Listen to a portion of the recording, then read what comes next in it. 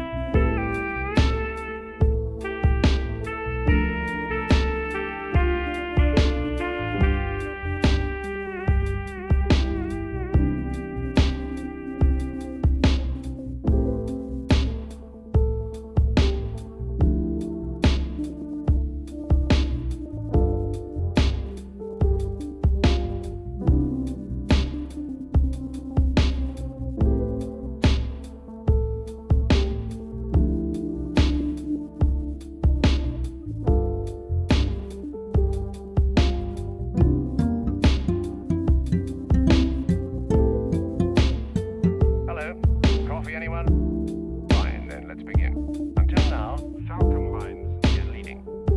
Now for the details.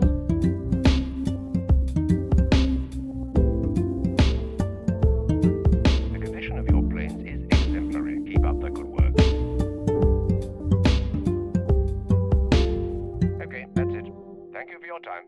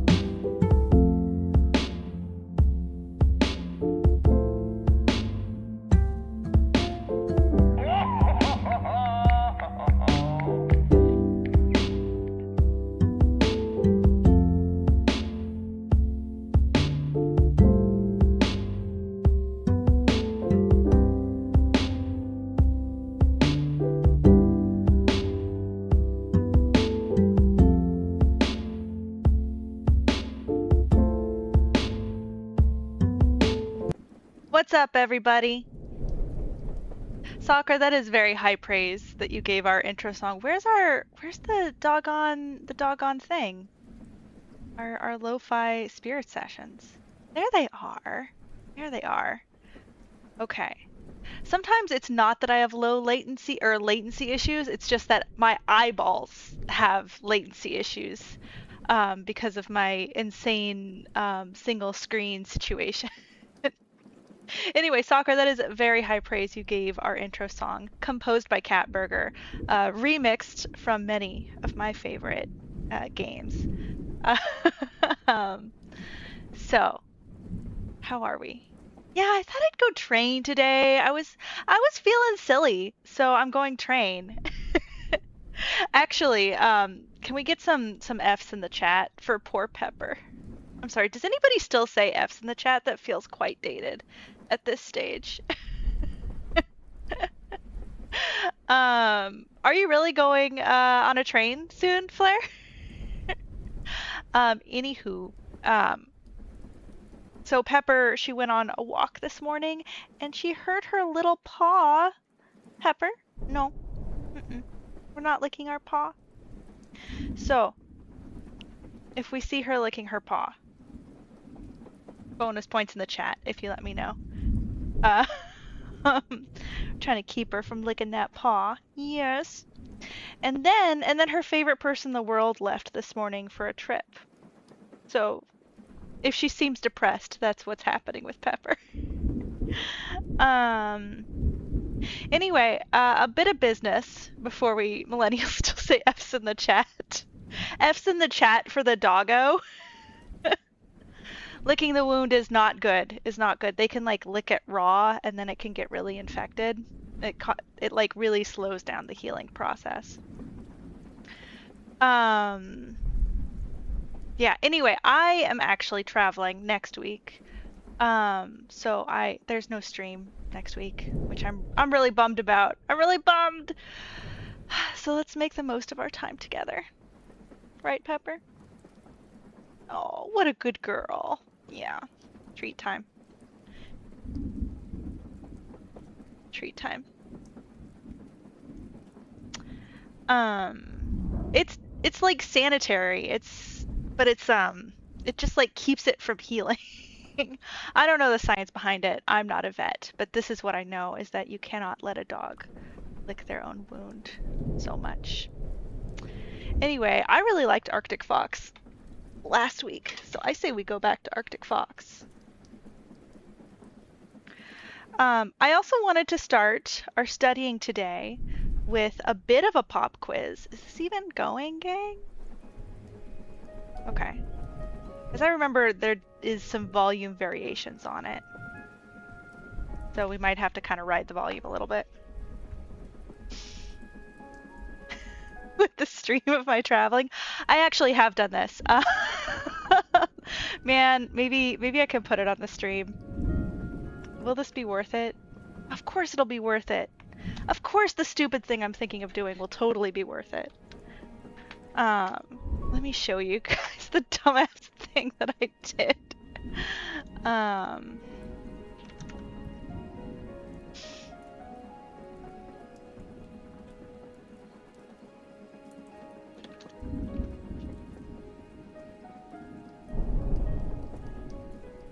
Okay, so first we just sign in real quick. This will take no time. So she's not good at streaming. I don't know if I've mentioned that before, but she's not good at streaming. I wanted to start today, while I'm doing this, I wanted to start today with a pop quiz. I wanted to explain to you guys, in my own words, sort of, what is dialectic materialism. It is an open book quiz. I did take notes to explain it to you. But I'm finding the concept very hard to keep in my head, so I want to say it out loud. But I'm gonna say it after I show you the dumb thing that I did with my stupid phone. Let's see. There. Oh my gosh. Oh my goodness. Okay, here it is. Okay, now we just scroll back and we find the photo. We took, actually, I think it might be a video. So.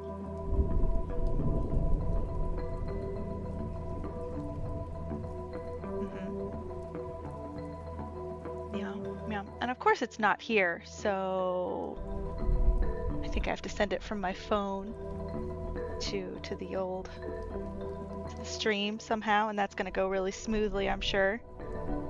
No problems there.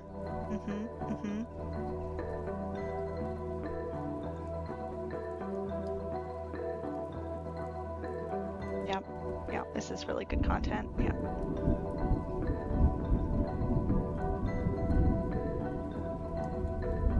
Oh, I have so many pictures of Pepper. Oh my god, so many pictures.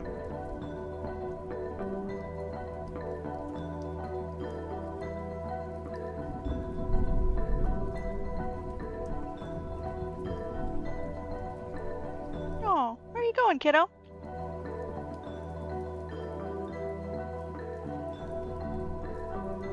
Poor thing.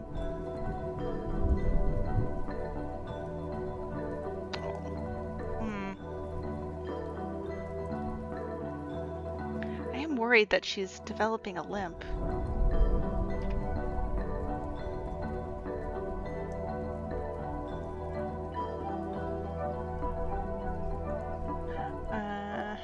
Yeah, yeah.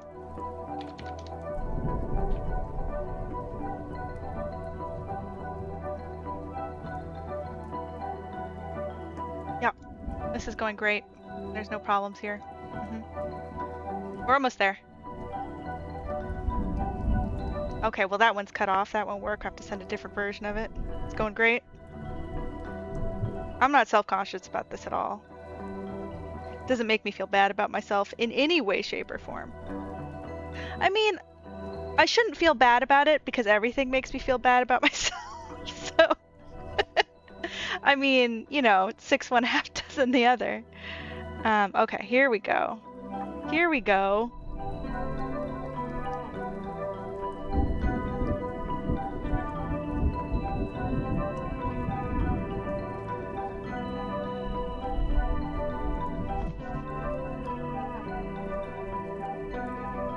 Now we're making progress. Real progress.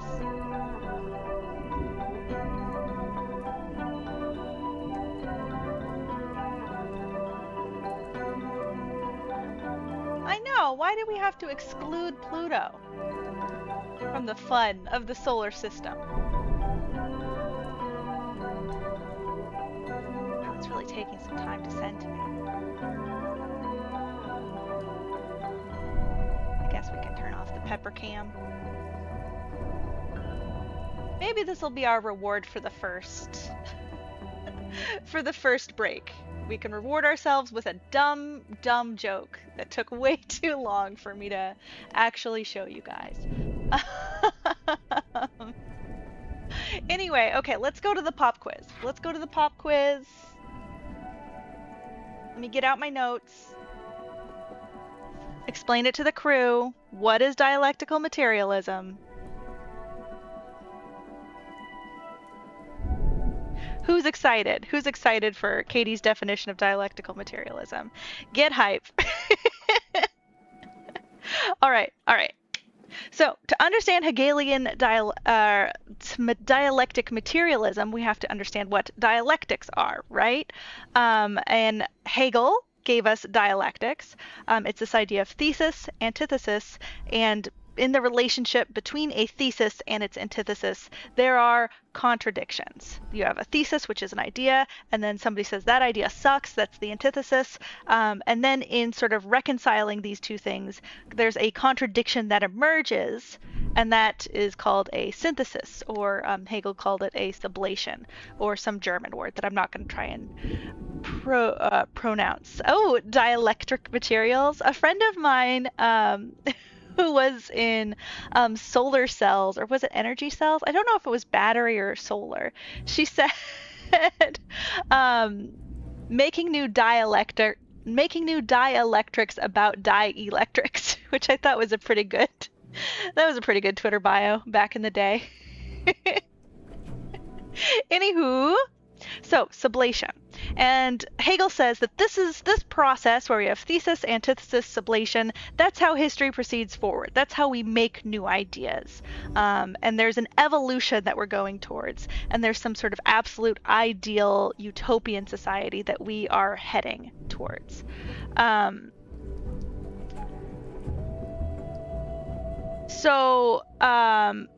His proto example, like, what does this actually look like? This is all really wobbly. So let's talk about the master-slave dialectic.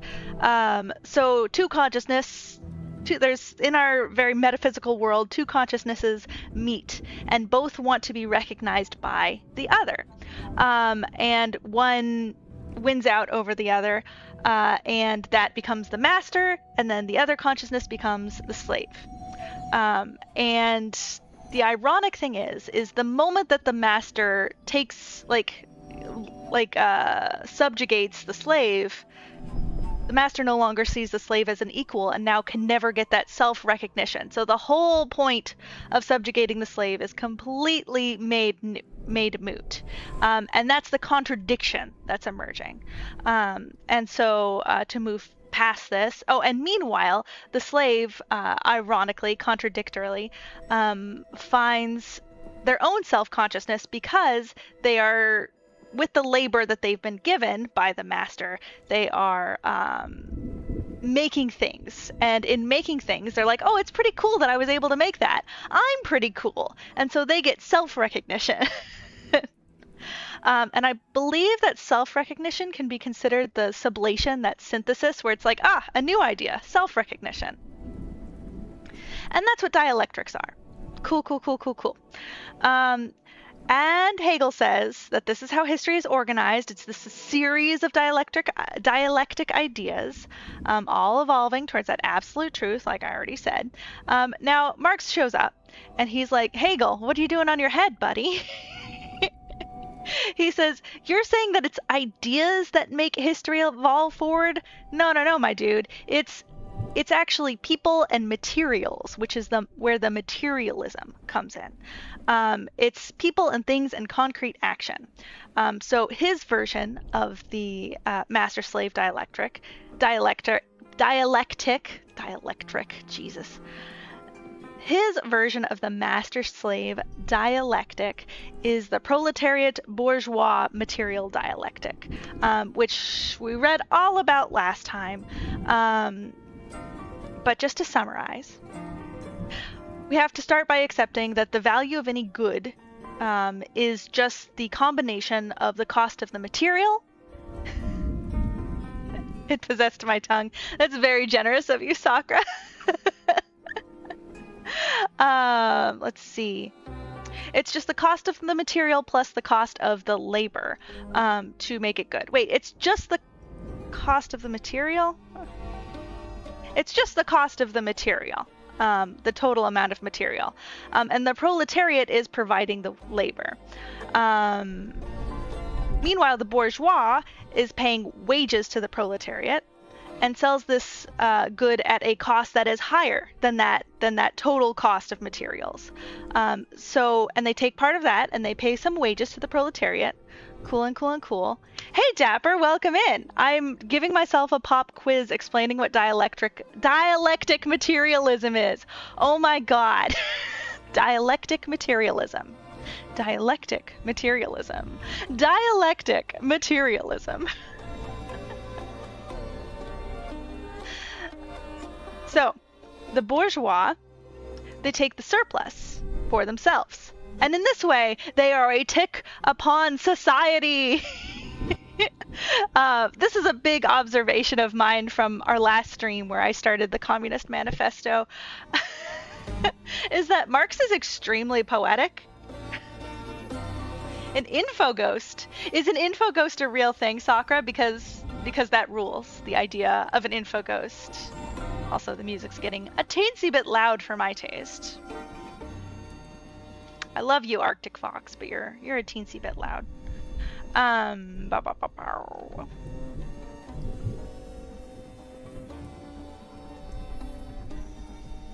It's now real. That's fair enough. You've reified it, Sakura. Well, when you were a teen working at Target and it really opened your eyes, oh, rad! I've never read it before, and I was like, for all I knew, this is an ad for Target, so I should probably read it myself and make sure that it's not just like an ad for Frito-Lay. You know what I mean? So, okay. I found Marx to be really poetic in his ideas and the way that he framed them. For example, the first line of the Communist Manifesto, a specter is haunting Europe, the specter of communism. It's so grand and poetic and metaphorical and exciting. And then he ends the first section by saying that something along, well, I have it right here. Why the heck don't I just read it to you like a sane person? Oh God, where is it? Oh no, it's here. Okay.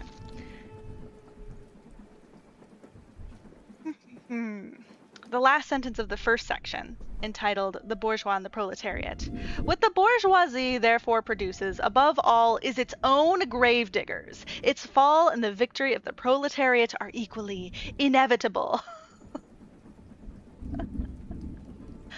Part about being a slave and boo for being a master did kind of sound like an ad. I mean, the whole thing is an ad for communism, if you think about it. And I feel like, truthfully, I feel like a lot of the ideas that Marx writes about are intuitive to the working class. Like, yes, he knows this. He, like a working class person, like, yeah, no, I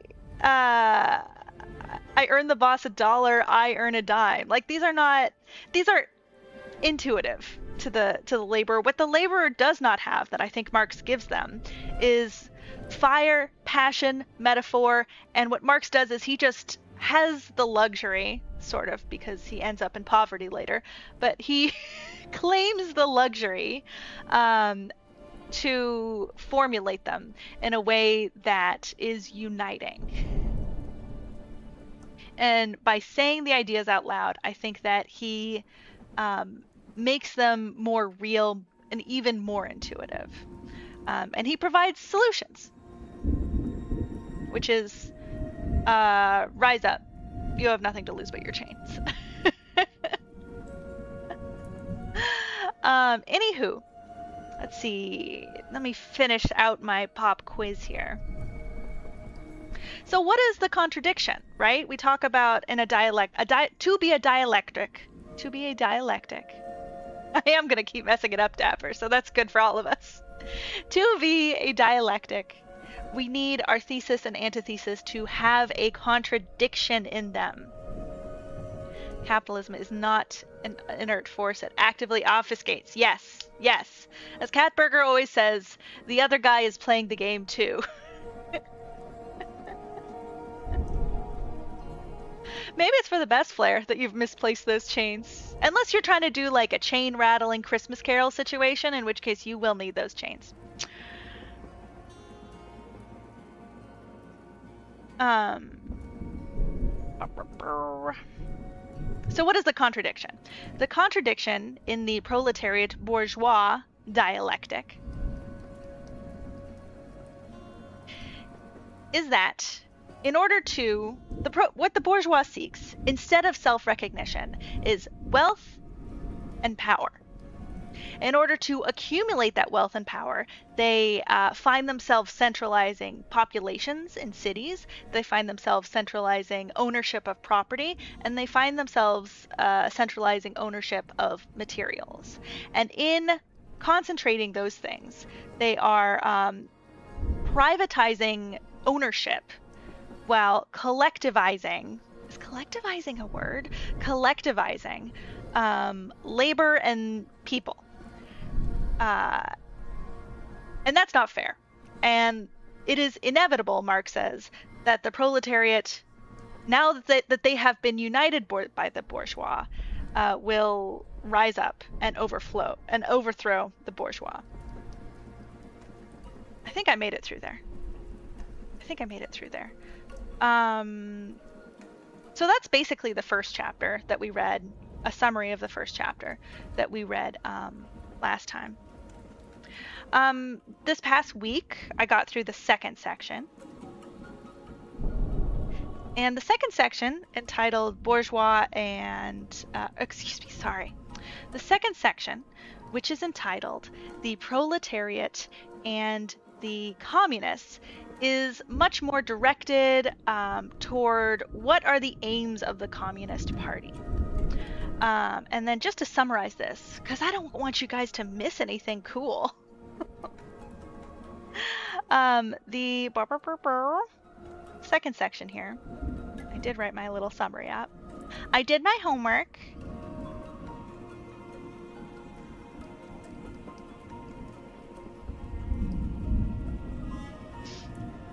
He asserts that the Communist Party is not separate from any other working class party.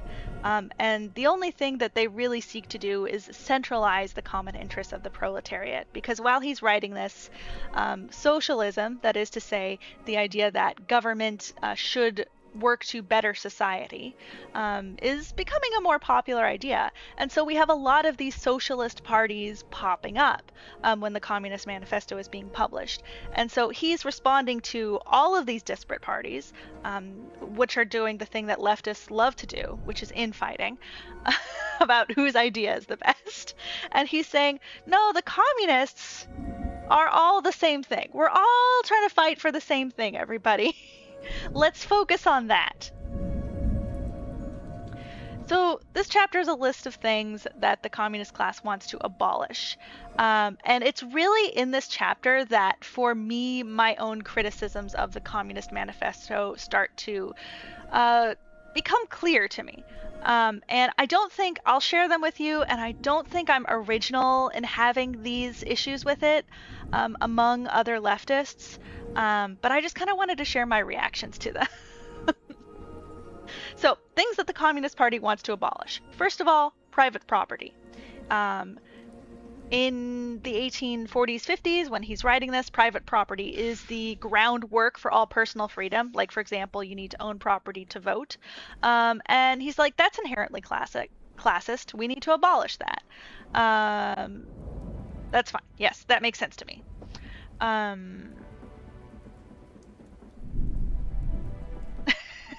Thank you, Dapper. I will.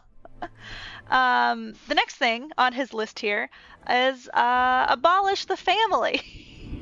And I was like, that does seem a bit extreme. He describes the family, and I do think his criticisms are fair. He says it's a tool of the bourgeois to control their wives, their children, other people's wives, and education, right? Educating the proletariat to believe that they are supposed to be laborers. It's the structure of the family and the hierarchy of the family is part of the problem. Communal parenting would diffuse a lot of those power dynamics. Yes. And I think my big criticism to this that I jotted down here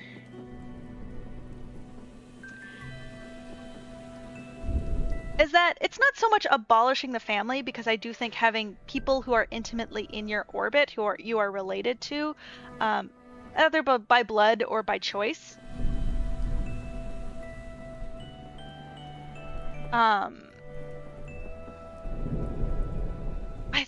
I think that's valuable. I think it's valuable to have people you are very close to in your life, to have a smaller community around you that lives inside the larger community that is society. But I think abolishing hierarchy within family seems like a great idea. Communal parenting, for example, men and women doing the same amount of labor in the family, totally into that idea. Being mindful about the expectations that we put on our children. Love that. I think there are many issues with trusting Jane down the street to have equal claim over Penny's baby. So for me, I think I would revise this to like minors' rights, right? The right of children to education, to determine themselves, to their own health and safety. Rather than saying, you're the parents of them and you get to decide all of these things. So I guess I would abolish like homeschooling. That does seem controversial. I feel like that's the controversial edge of what I'm saying here. I don't know how I feel about that, but it is where my logic is leading me. So is devaluing private property, removing it from voting privileges, sufficient? I don't know, Ryan. I mean, according to Marx, no, we have to abolish it, because it is the centralization of ownership. It's making ownership individual, right? And it's like devaluing private property would be the same thing as letting somebody charge admission to your private beach. Should that be fair? right? And then you pocket all that money just for yourself rather than any of that money going back to the public good. I don't know if that should be fair. Is this why manifestos shouldn't suggest solutions, because the solutions get conflated with your observation of the problem? I don't think it's a should thing. I think it's why they often don't, because the author is not confident in their solution. I don't think there's anything wrong with suggesting a solution. I, in fact, think the Communist Manifesto, despite disagreeing with several of its proposed solutions, is a bad manifesto. I think it's spurring the conversation, right? We're making progress on the problem. I feel like I'm better understanding the problem, wrestling with these issues myself. It's all part of thesis, antithesis, synthesis. You know what I'm saying? Sakura, you work in education. Sorry to like blow up your spot, but don't you work in education? I feel like you are somebody who would have a good thought on what we should do about homeschooling. I would only abolish homeschooling if compulsory education was robust enough to overcome specific bias and nationalist propaganda. Yeah. Yeah.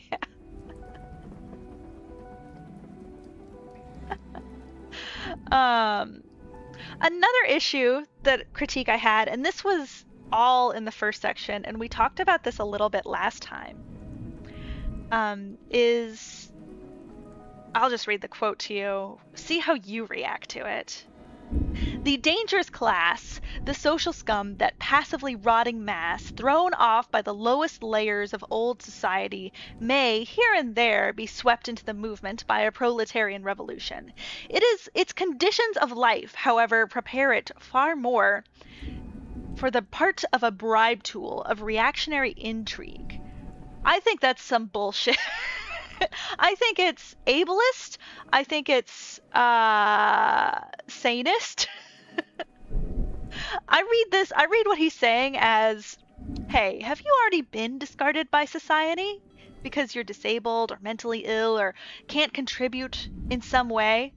Well, we, the proletariat in our revolution, absolutely cannot trust you.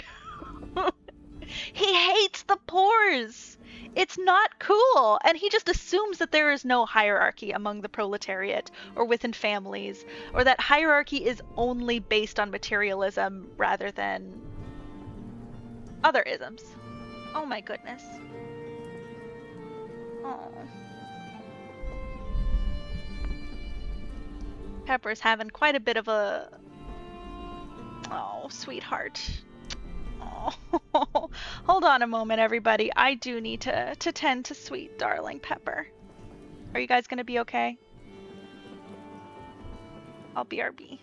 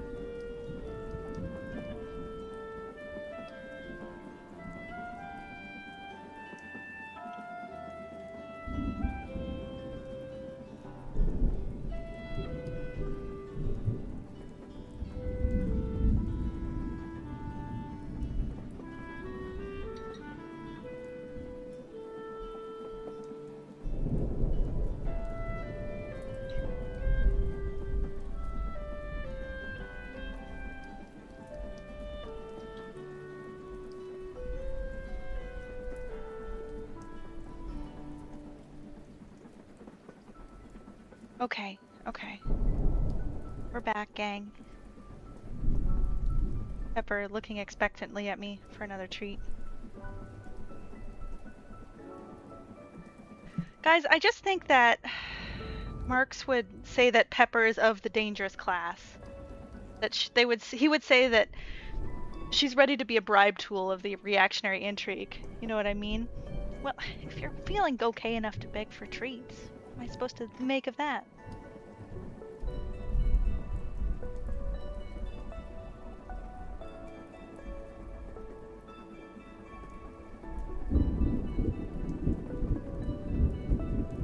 Not really sure how to consolidate mostly agreeing with Marx's overall thesis while also believing that his proposals would encourage society to slump into mediocrity. I mean, I will highlight for you his rebuttal to this slumping into mediocrity thing. And I think it's kind of the same thing as that anarchists will say. That like I mean, the bourgeois aren't slumping into mediocrity. They're actually very efficient at what they do. They want to achieve things. They want to create things.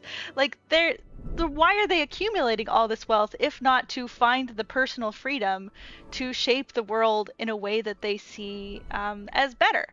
And I think Marx, who hates the poors, would say like, well, that's where all of these great ideas are coming from. That's part of the contradiction inside the dialectic materialism. So, I mean, that's his rebuttal at least. How convincing you find that is up to you. Exactly. Dapper put it more succinctly. There's a lot of babies in bathwater, Sakura. There's that Marx wants to throw out. He just hates these dang babies. Pepper. Oh, that's okay. That's good. That's okay licking, Pepper. Go for it, kid. Lick away there. We're talking about critiques. I love how I haven't started reading. This discussion is like really good though. Man, I've been alone with the material myself all week, and it's just really nice to be able to talk to some folks about it. Thank you guys so much for coming.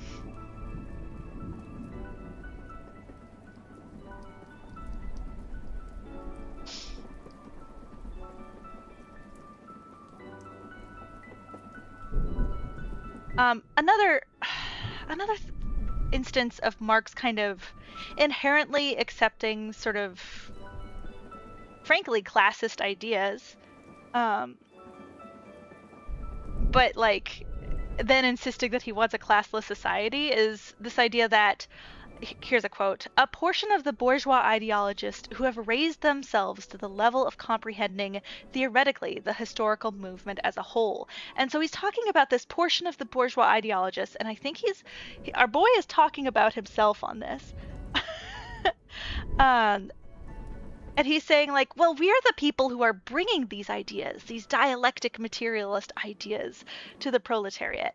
And I feel like I already kind of talked about my rebuttal on this, and that is that I think that the ideas are already there. I think the ideas are there, and it's quite obvious to anyone in the working class. What Marx does is he applies his talent for writing and forming ideas and formulating ideas in a way that other people can understand, which is a skill and a talent that he has only been able to acquire through being part of the bourgeois who have luxurious time to develop these skills. By the way, I don't think I said hi, Nezpad and Honey Fox. Welcome in! Welcome in. Thanks for coming. Okay, so that's one big critique I have. Let's keep going through the things he wants to abolish. That I'm like, I don't know. So family. Another problem with abolishing family, ladies and gents and everybody else. I wanna share this thing that I read in the Communist Manifesto that made me go, oh no.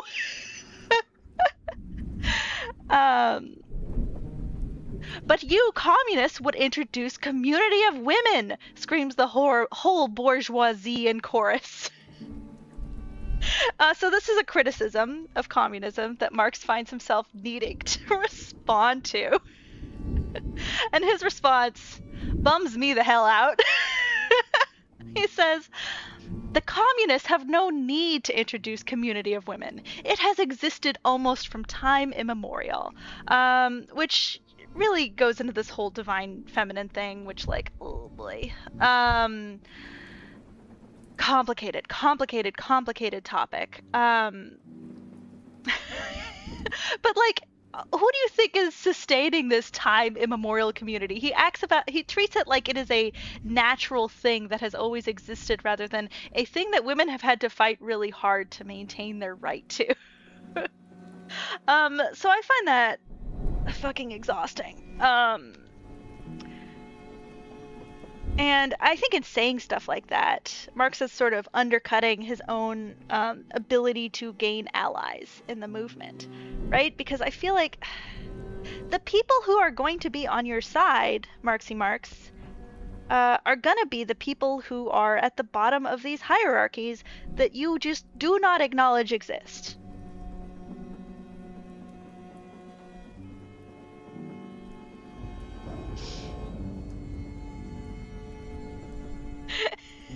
I do feel like his answer, Dapper, I feel like is a little bit women be shopping. You know what I'm saying? So that bums me out.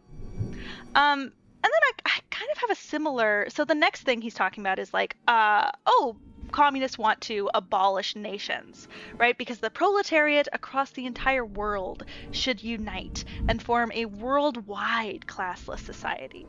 Very ambitious, lofty goals. Love that for you, babe. I feel like this assertion that it's just like, it's going to be like, obviously it's going to be so easy for the proletariat internationally to unite. I feel like it really sweeps under the rug colonialism and slavery and racism and the hierarchy that countries have with each other. And the fact that the country that he was writing this from, London, was benefiting quite a lot from colonies. And he acknowledges that in the Communist Manifesto, to his credit. But he does not acknowledge that it's also the proletariat that is kind of benefiting from colonialism. And so you're going to have to convince the proletariat to abolish that, and that's not in their interest. So that's going to be kind of a hard sell. That's all I'm saying. Two halves of your home island to cooperate. I completely agree that Black Marxism is really important to contemporary leftists. Feminist Marxism, very important to contemporary leftists. Queer Marxism, very important to contemporary leftists. Completely agree. Sakura, I will do you one better. I can't get 4 people to dinner, so I don't know how we're gonna, rise up worldwide in a perpetual revolution, as our boy Lenin would want to do. Okay. I think that's pretty much all the critiques I have so far. And I'm ready to shut my dang yap for a minute. Oh, she's sleeping. She's sleeping so peaceful. Yay, little girl. You solved 4 people to dinner. Just decide for them. Whole family is indecisive and looks to me to solve it. Okay, it kind of reminds me of... I'm gonna make that philosophical, Sakura. I'm gonna make that gender studies for a minute, if you don't mind. Mr.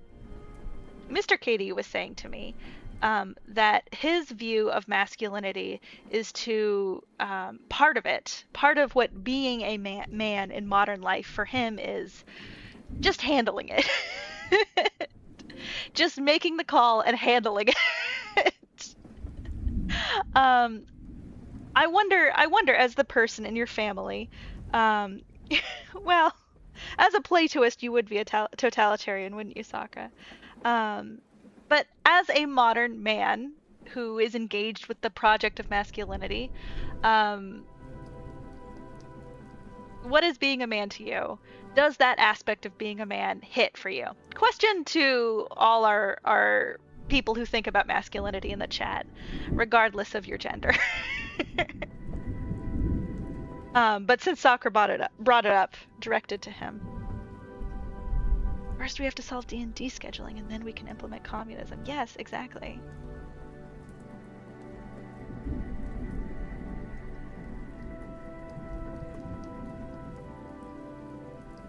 A lot of what I described is what made you realize that you were non-binary. What I described about masculinity?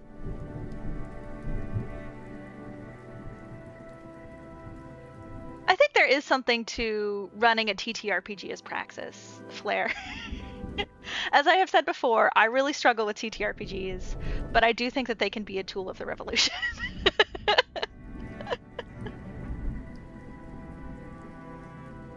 No, I don't think it's bad at all, Ryan.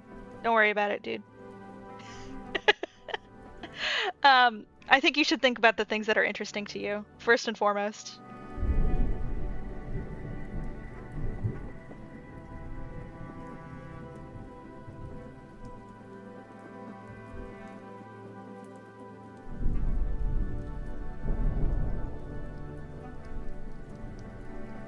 If anyone needs aid, I'm free. Sakura also a big TTRPGist. I don't know if you were here when Sakura said this, but Sakura, did you say that you run a weekly TTRPG campaign for like, what was it, like 12 people or 20 people? Some insane number? The most you think about your masculinity is checking in on yourself, going, femme, nah, mask every so often. I mean, honey, I can relate to that, but like the other way around, right? Am I non-binary? Oh, what pronouns do I want to use? And then I look in my heart and I'm like, yeah, I guess girl, between all the options. I guess it's girl. Yeah, okay. And then I move on with my day. But I do think a lot about the expectations on women and the difference between like, wondering at the difference between like, oh, what is inherently feminine, if anything, versus like what is socially feminine. I think about that a lot. So you only ever feel gender euphoria when your wife expresses pride in you. Don't care much about gendered value systems, but you do agree with Mr. Katie's take. Doing as well means knowing. 12 to 14 people.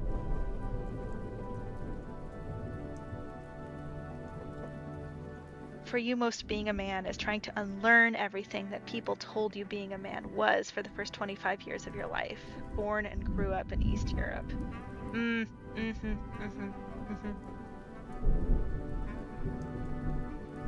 Took some company-wide diversity training a while ago, and hearing about the non-young cis white men worry about how they compare to their perceived expectations in work sounded exhausting.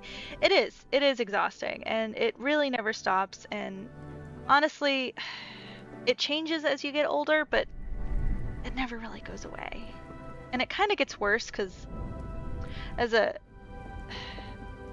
my experience as a woman aging in the workplace is that as I became more confident in my working ability and I became less pliable, I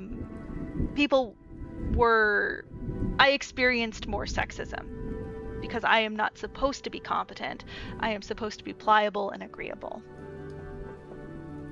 And I don't know if you can tell from the stream here, but I'm a pretty opinionated person. I'm pretty strong-minded.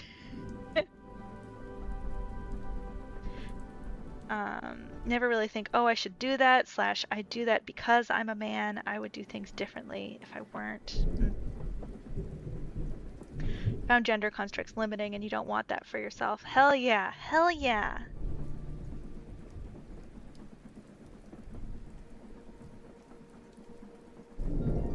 What you mean was eradicating shitty behaviors and opinions from your soul feels like the most masculine thing you've ever done. Interesting. The act of annihilation, the act of destruction. Very, very yang energy. Oh man, I'm always worried I'm misusing that. Okay, gang. We are, how far in are we? We're already an hour in. And I'm ready to start reading. Shall we? Shall we get into it?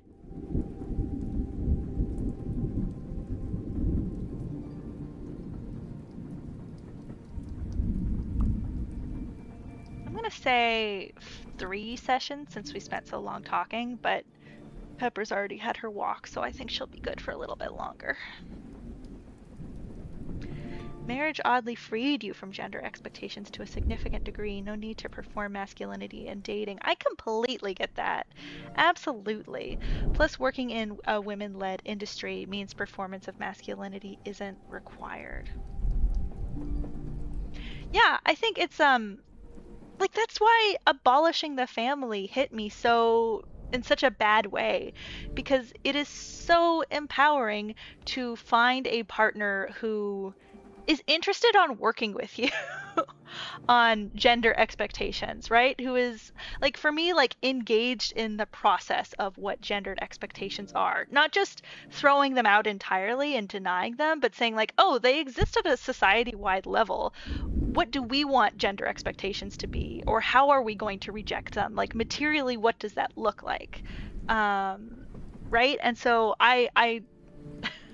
I'm in a registered domestic partnership, um, but in finding a lifelong commitment, I also found freedom from gender expectations. I really relate to that. Okay, okay, let's get into it. That's the last thing I'll say on the matter. Let's get into it.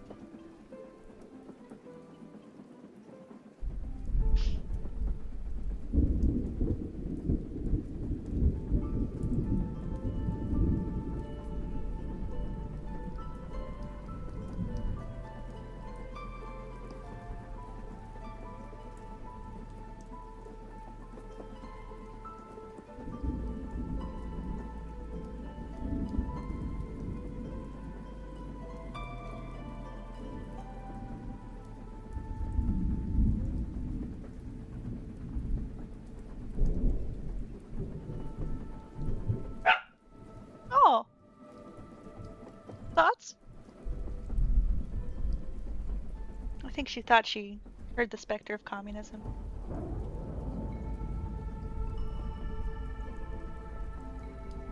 That's out there, Pep.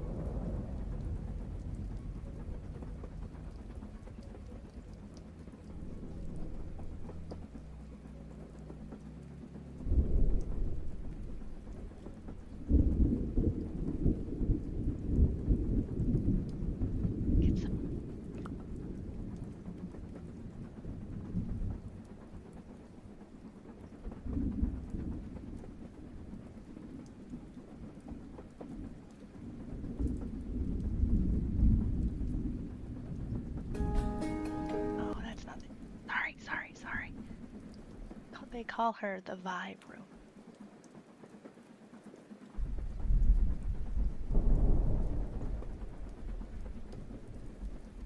We haven't done bug music in a while. Let's do the OG bug music. There it is.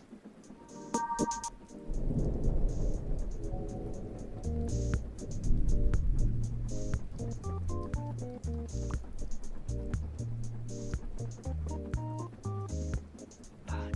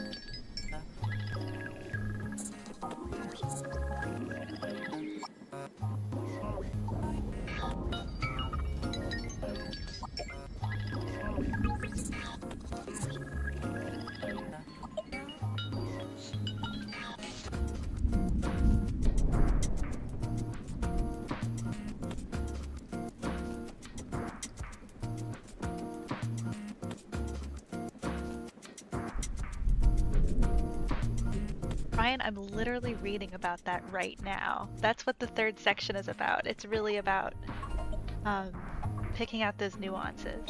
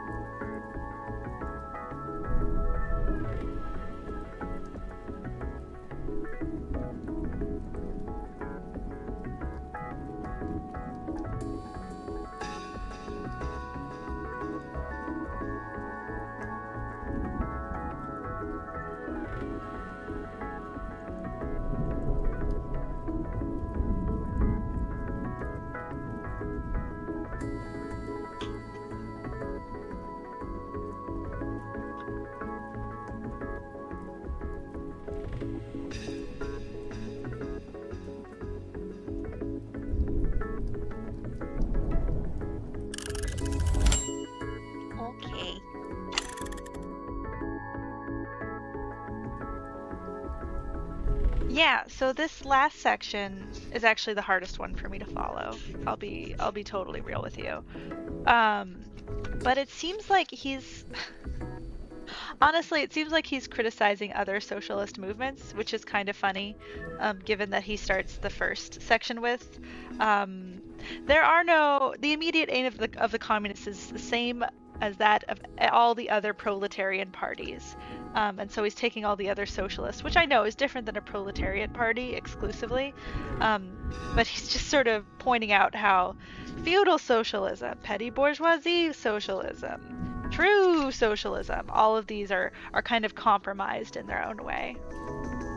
That's at least how I am interpreting it. And in that, there's a lot of he talks about how the bourgeois have written in order to like incite revolutionary tendencies in the proletariat in order to meet their own ends, basically, right? How do you overthrow a king? Well, you get the proletariat pretty riled up about it. But then once the king is overthrown, well, me, the bourgeoisie, I'm going to take all the land. Okay. Petty bourgeoisie revolutions, yeah. Yeah.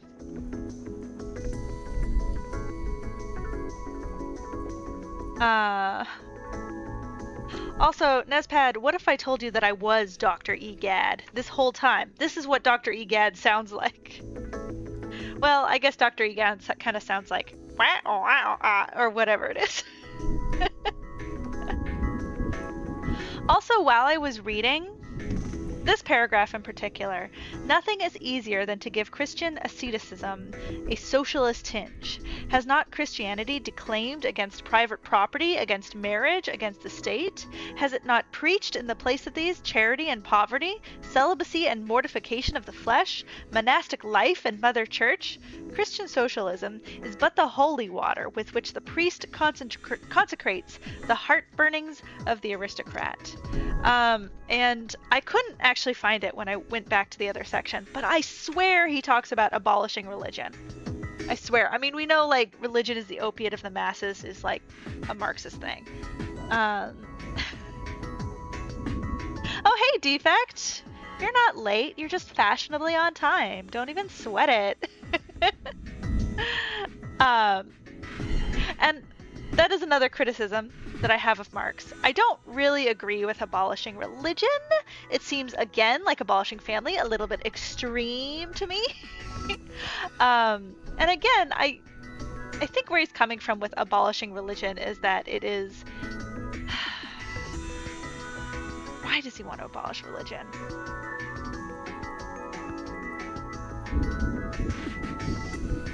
Well, I guess because it is an opiate of the masses, right? Because it is keeps you from attaining class consciousness, right? Because it gives you this illusion that there is some great reward at the end of things.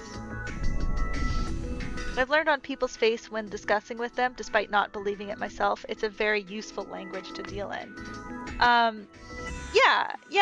I don't know how I feel in dealing in the language, I guess because I feel like it compromises my own authenticity. And communicating with authenticity, I guess, is really important to me. It's like escapism. Yeah.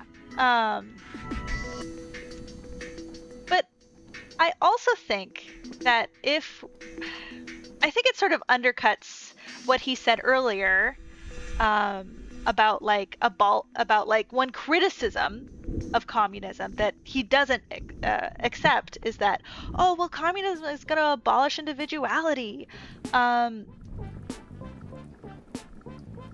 And to that he says, oh, well, if you think about it, the bourgeois are trying to abolish proletariat individuality. So if you really think about it, I'm actually trying to protect your individuality. But then turning around and saying, let's abolish religion, feels to me on the way to abolishing individuality, because this is one of the categories that you belong to, that you define yourself as an individual by. Also, it's like a source of community. It's a source of strength for so many people. And like, I cannot be on board with taking that away from people. Dapper, you might even say that you're implicated.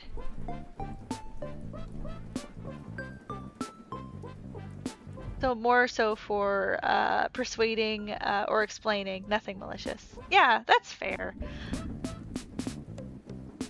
That's fair. I'm not trying to make you feel bad, Dapper, and like, oh, you're not being authentic. I don't know. I don't know what's authentic to you. I'm just sharing, like, that's how it hits me.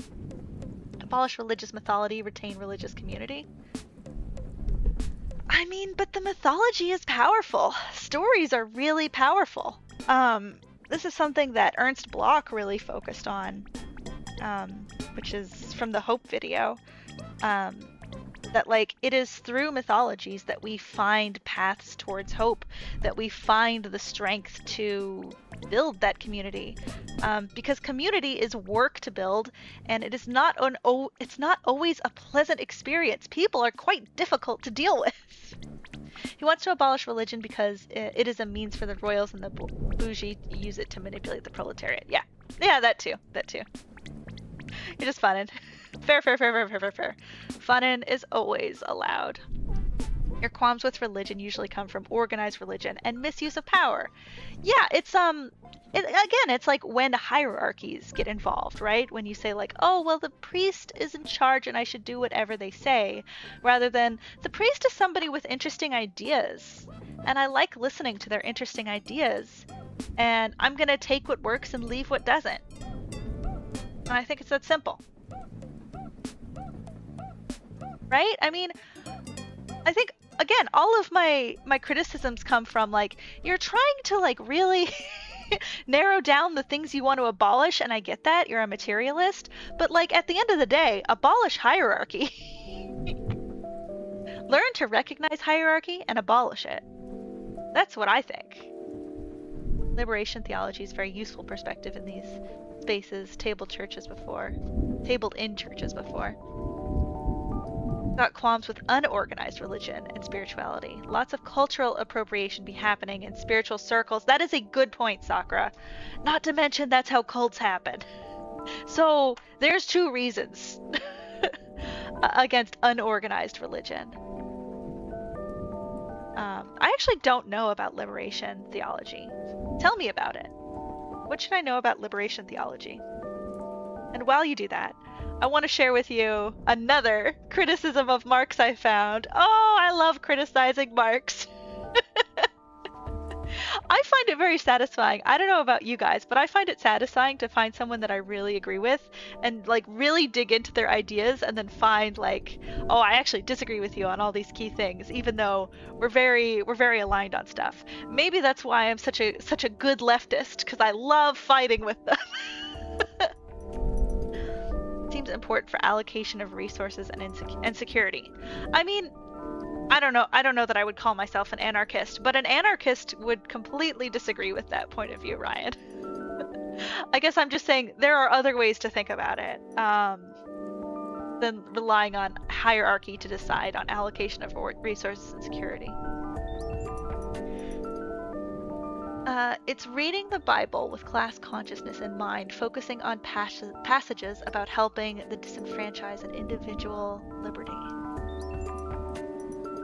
Okay. That's actually a really good transition to my next criticism, but before I get into that, let me read what Defect said. I think Marx wants to abolish anything that could create hierarchy. Thus, that's probably why he chooses to break down everything before hierarchy could happen. Yeah, and I think we really went into the first half of the stream, but I think a lot of the things that he's abolishing are, like, being blind to hierarchies that already exist. Like being blind to hierarchy on the factory floor within the proletariat, hierarchy in gender, hierarchy between children and adults. I do think there should be some hierarchy between children and adults, though. Like, how do I reconcile that? I simply don't know. Yeah, I don't want to carry a gun either, Ryan. When I was younger, and I'm talking like 10, I made the decision that I was really happy to live in a time in history where I didn't have to shoot a gun, and so I decided that the As long as I could go without shooting a gun, that would be one measure of how good of a life I had lived. So I've never shot a gun for that reason. And again, I worry that like sounds judgmental to other people who really enjoy shooting, and like peace and love to you. Do what's good for you. But that's how it hit me. Recognized hierarchies and took measures to localize their specific powers as much as possible. Yeah, totally, Ryan. But Ryan, how do you do that? Can you like propose a solution, Ryan, instead of just like highlighting problems all the time? I'm such an asshole. I'm such an asshole. Okay. My next criticism of Marx related to reading the Bible through a socialist lens.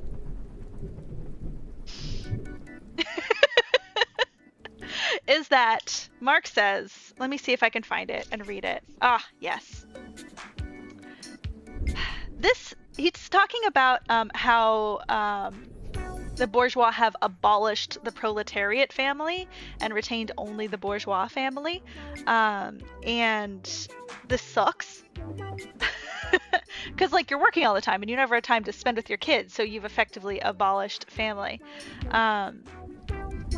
And so he says, but this state of things finds its complement in the practical absence of family among the proletarians, and in public prostitution. So implicit in this is the desire to abolish public prostitution. Prostitution is bad, according to Marx, and that's moralizing rot, if you ask me.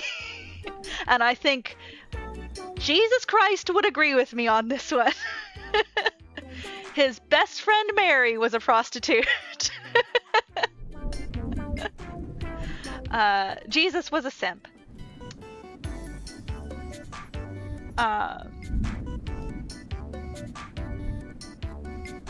Fully public, like on Times Square. I mean, it sounds like it from what he's writing here.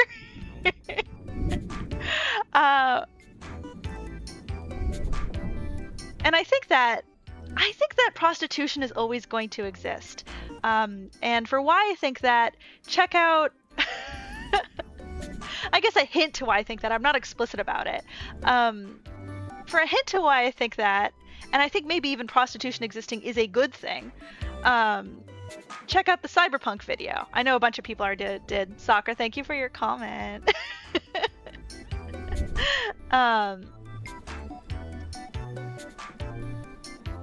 But I think in saying like, oh, prostitution is bad, I feel like it really strikes me as a total disinterest in the interior and private lives of people for someone who is so interested in claiming that they are preserving the individuality of the proletariat. He does not seem very interested in their interior lives and what they want from life, like to feel intimate with people. And sometimes finding intimacy with a partner is simply not accessible to you. For whatever reason, so many reasons, right? I think that sucks, man. Also, a lot of the resolutions to these hypotheticals also need to assume a different social context. Yeah, I think, man, the amount of things that have to change at once I'm finding very overwhelming as I dig deep into Marxism and socialism and dig seriously into leftism rather than just, fucking around on social media. But, okay, the last thing I want to bring up about prostitutes is that actually, if you think about it, prostitutes are part of the petty bourgeoisie because they're always going to own the means of their own production. And barring something like the Clouds, dolls, and Cyberpunk, where your ability to relate with someone is appropriated by a technology that can be owned by someone else, which is a wild sci-fi idea. So barring that existing, prostitutes are always going to own the means of their own production. They're always going to be petty bourgeoisie. It's always going to be a small scale thing. except for pimp. They are pimps. They are the bourgeoisie. We must abolish pimps.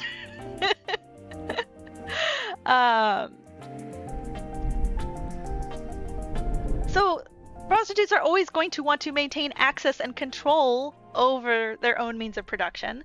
So if we can fold in bodily autonomy as a core right within a Marxist communist framework, I think you got a powerful set of allies in prostitutes. That's all I'm saying.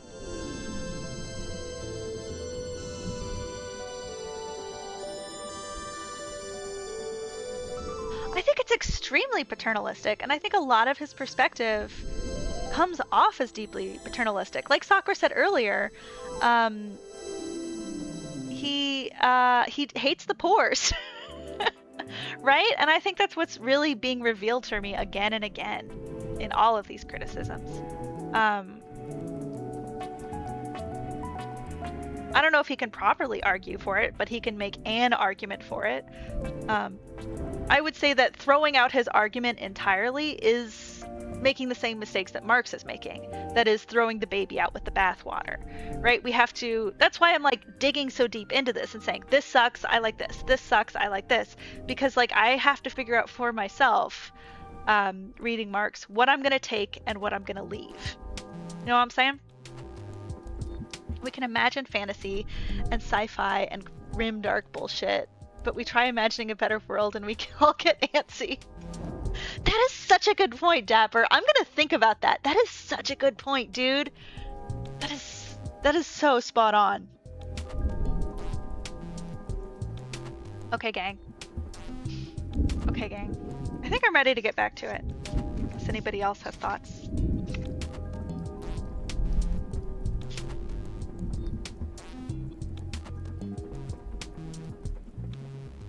Oh, hi, Pepper.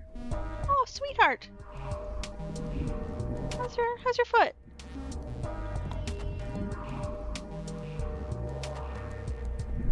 Oh, honey. Oh, good dog. Okay. Okay, good girl. Good dog.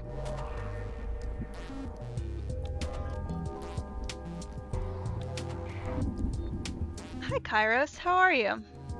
Why are we scum? One struggle with body autonomy is also religious individual liberty, because of the whole religions being deontologically. Oh, okay. I see. Well,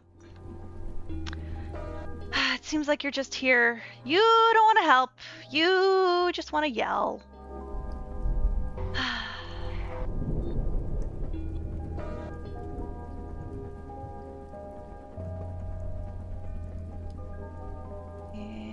Oh my gosh, come on.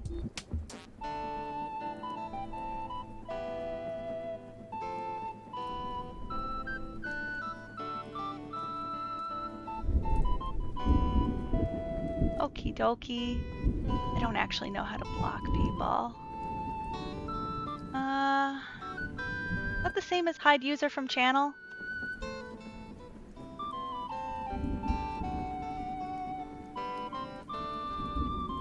So rude. Just trying to have a conversation here, Jesus.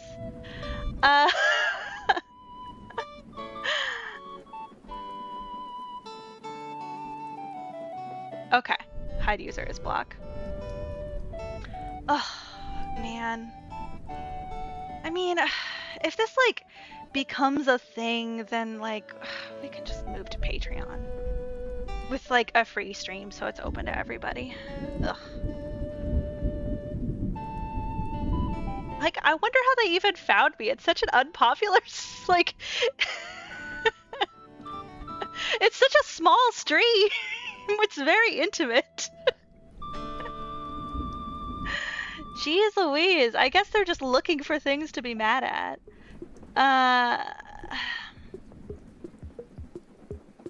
Commodification isn't inherently bad if the person is acting in their own free will. Some religious principles might even argue against the concept of personal body agency entirely. Oh, right. This is a continuation of something you said earlier. One struggle with body autonomy is also religious individual liberty, because of the whole religions being deontologically opposed to the commodification of the body. Yeah, I don't know how to resolve that one. Other than, I think Dapper said this. Some religious principles might even argue against the concept of personal bodily agency entirely. Yeah, I mean, who are the people who are some of the pro-life people's biggest allies? It's Catholics, right? It's religious organizations.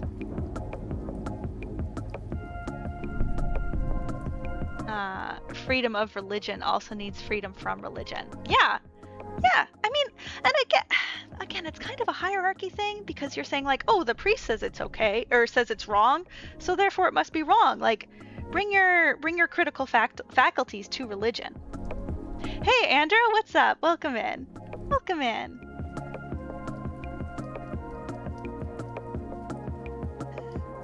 Who doesn't wake up every morning and Google the thing they dislike to interact with?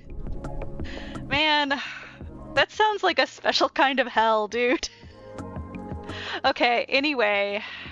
The stream is gonna go long. Thanks everybody for joining as long as you can. I do think we're gonna go long today. Oh, Pepper, I hope you're okay.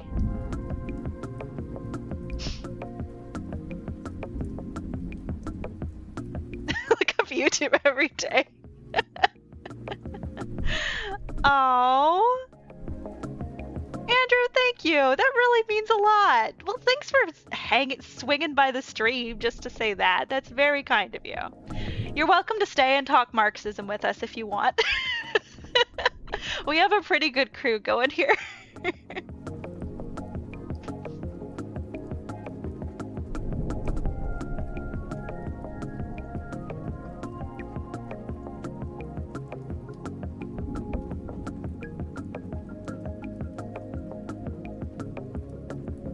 Okay, I think I'm ready to get back to it. Everybody shaking off the haters. Blocking out the haters. I gotta get that drop. 1,000 Times Resist was your intro. I'm so proud of the 1,000 Times Resist video. I think if I could change anything about it, I think I would look outside of just McLuhan. But it was really fun to just sort of focus in on him. But I think a better analysis would look outside of McLuhan as well, like provide a counterpoint, basically. Oh, hell yeah, I did, Dapper. It's so good, right? It's so good!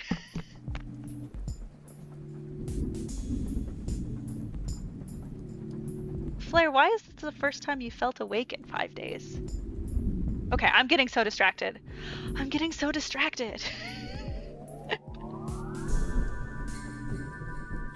Okay, getting into it.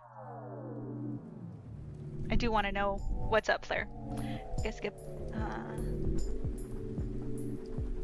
Accidentally pressing enter. The sign of a tired person, Flair.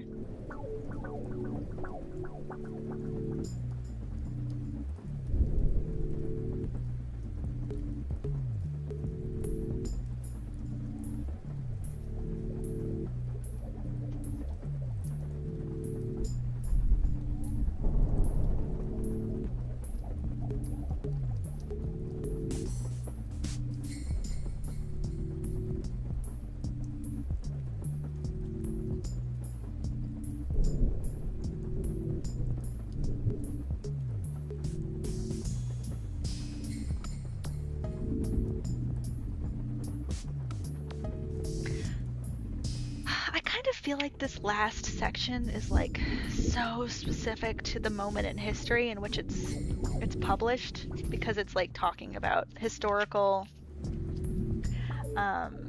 movements in socialism that I simply don't have context for. Let me hit you guys with one line, and maybe you guys can set me straight.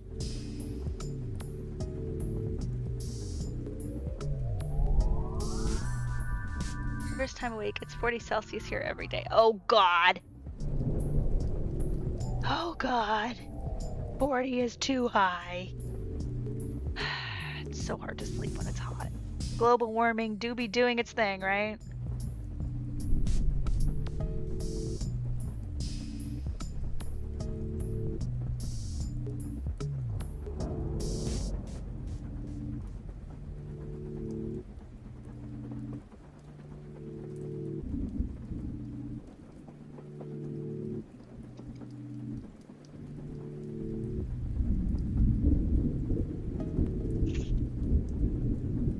Okay, right, this line I wanted to read you guys.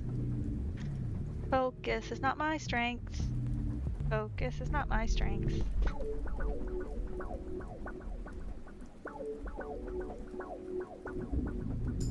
This page? Oh, right, it's the section on German, or quote, true socialism. And to me it kind of reads like a critique of parts of Hegel. Much like I'm critiquing parts of Marx. I know that he is a fan of Hegel, but it seems he disagrees with some part of it. But like, he talks about the will here, and I'm like, is he talking about Nietzsche? So let me read this line to you. Thus, to German philosophers of the 18th century, the demands of the First French Revolution were nothing more than the demands of practical reason, in general, and the utterance of the will of the revolutionary French bourgeoisie signified in their eyes the laws of pure of will as it was bound to be, of true human will generally. And like the will thing, I'm having a hard time following that. And like the will thing, I feel like he's talking about Nietzsche. Local man and meat freezer.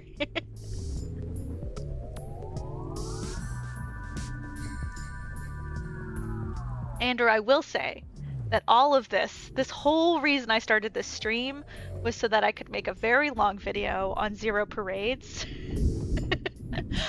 which is Zaum's follow-up. And it's a game I'm fully obsessed with. Absolutely try Zero Parades. I do like it more than Esoteric Ebb. I'm sorry, Honey Fox. Esoteric Ebb is fine. It's fine. It's fine. It's good. It's good. It's no Zero Parades. Okay, I'm fully distracted now. Oh my gosh. Oh my gosh. Oh my gosh.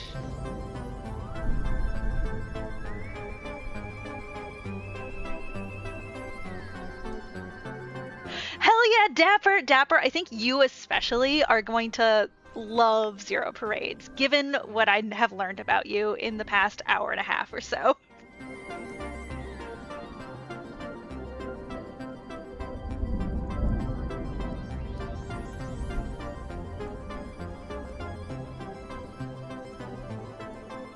Honestly, Ryan, same. I think they'll be useful to me too.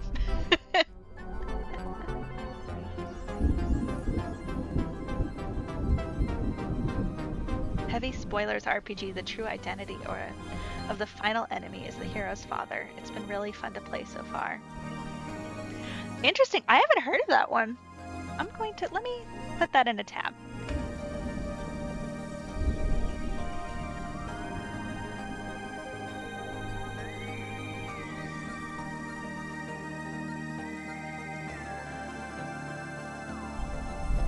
This looks so interesting.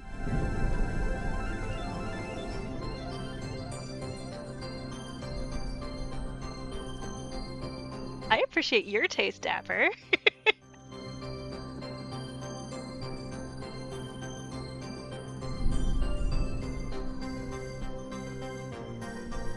Can't be Nietzsche.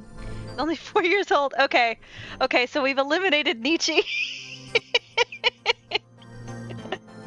Maybe Nietzsche was on one.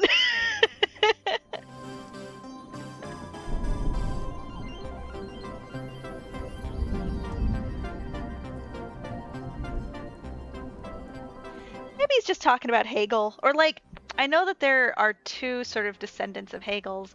There's like more conservative Hegelians, and then there's like the Marxist Hegelians. So maybe he's talking about like conservative Hegelians, but he's literally calling it German socialism, so I don't know.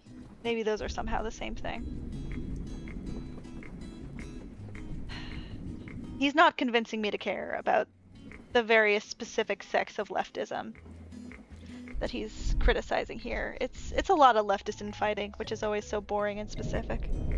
From the outside. It's very interesting from the inside. I believe that we should empower the Ubermensch.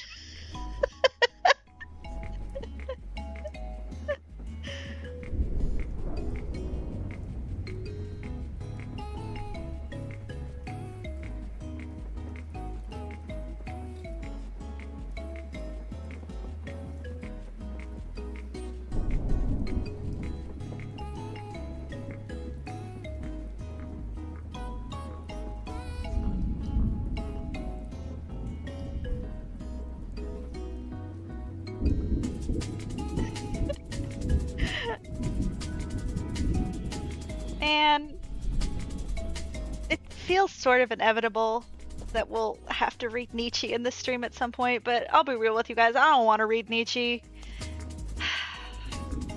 Ugh.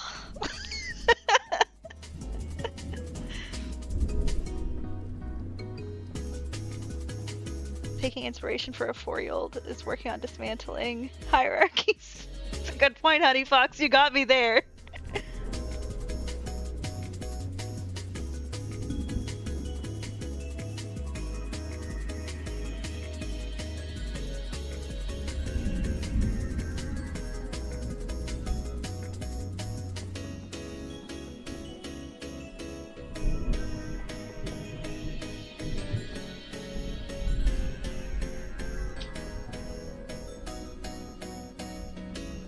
Well, Andrew, can I recommend The Communist Manifesto?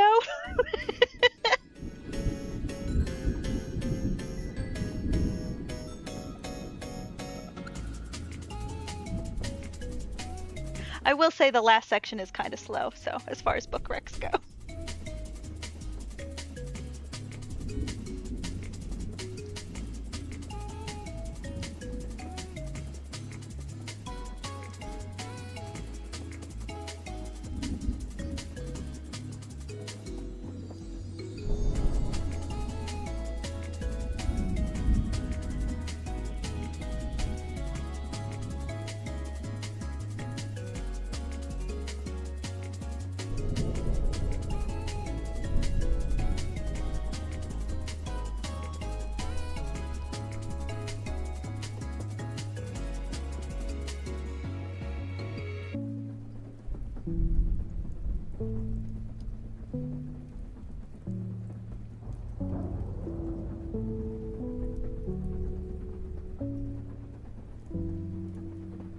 I have never read Voltaire and I've never even heard.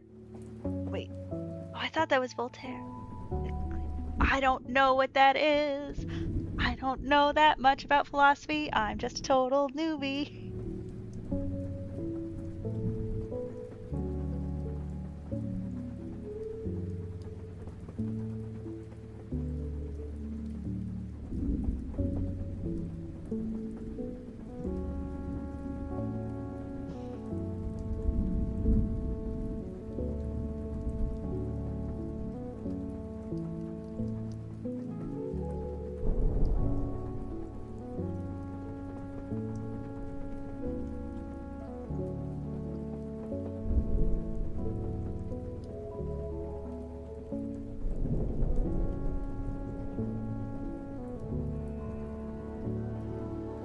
American anarchist feminist, already on board, and public speaker, born into extreme poverty in Michigan, Declare taught herself how to read and write. That's so sick, dude.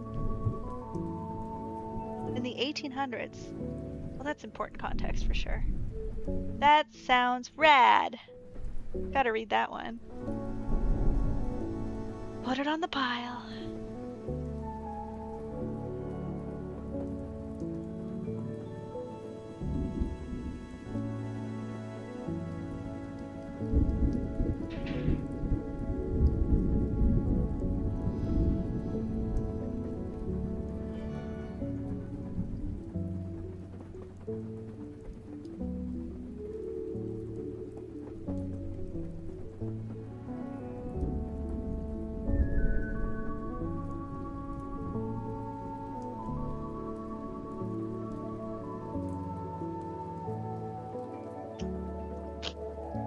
CDR. You know, living here in 2026, I think we can conclude that they did not get the bourgeoisie at the end, unfortunately. Exactly.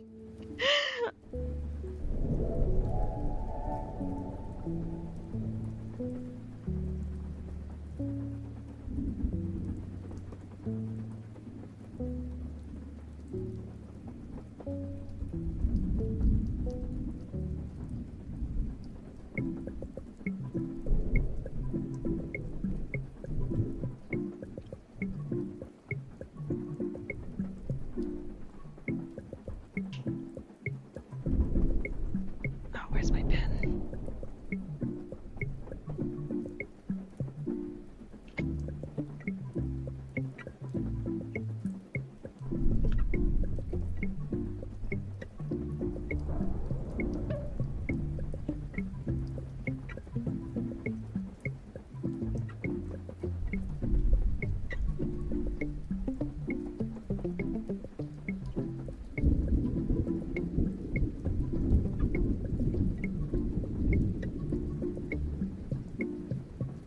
Also, Borge,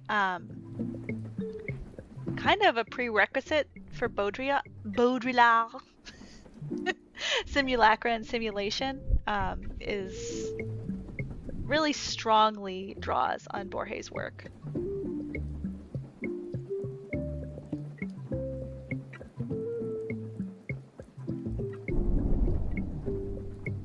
Okay, Marx has gotten to criticizing me. It's interesting again. I'll tell you guys about it at the end, in the break.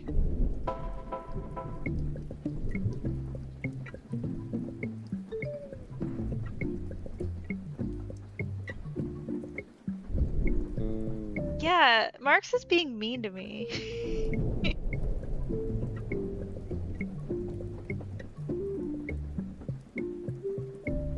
He says, beware the hamburger cat. Why would he say that? That's so specific.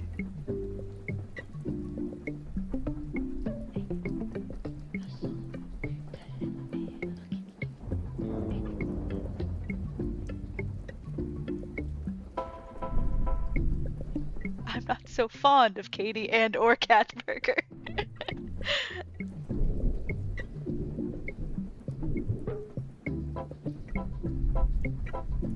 What, Andrew? That's my reaction to that.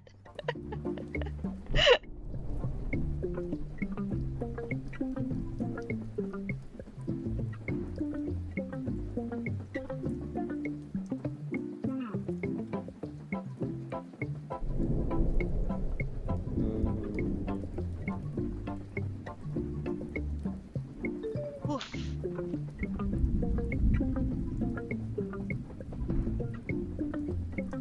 He's talking about... Okay, I have to read this to you. This is a crazy sentence. In requiring the proletariat to carry out such a system, and thereby to march straight away into the social New Jerusalem, it but requires in reality that the proletariat should remain within the bounds of existing society, but should cast away all its hateful ideas concerning the bourgeoisie. Social New Jerusalem, huh? Is that the metaphor we're going with? Couldn't take a second pass on that? Mr. Abolish Religion?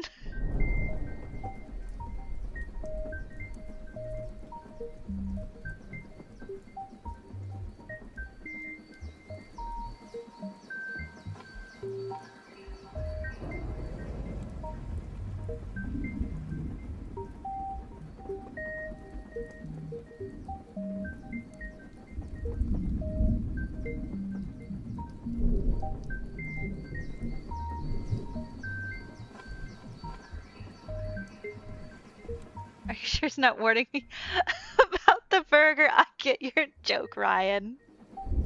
The feudalist fan.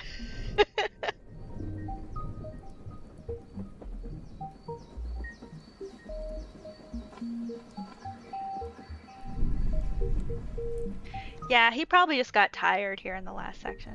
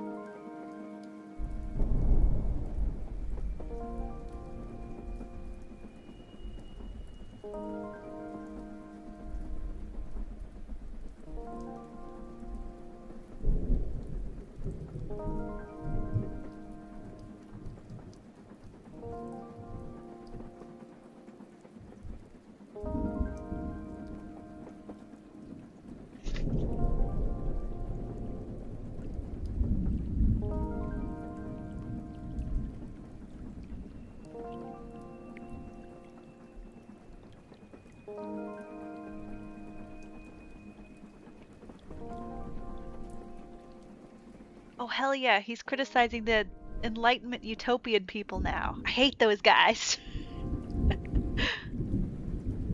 Get their ass, Marx.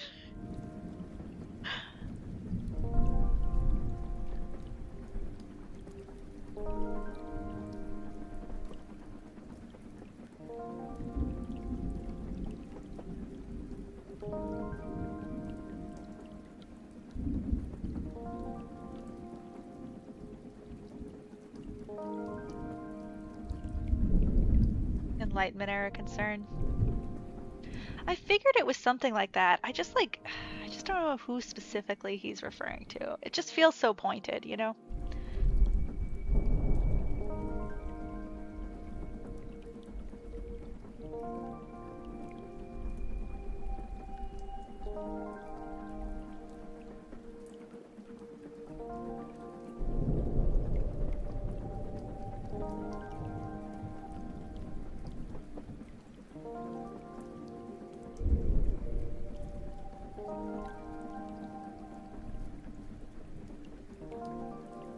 Andrew, I'm very hyped that you're here. Honestly, guys, it rules to be in a stream with a bunch of people who are smarter than me.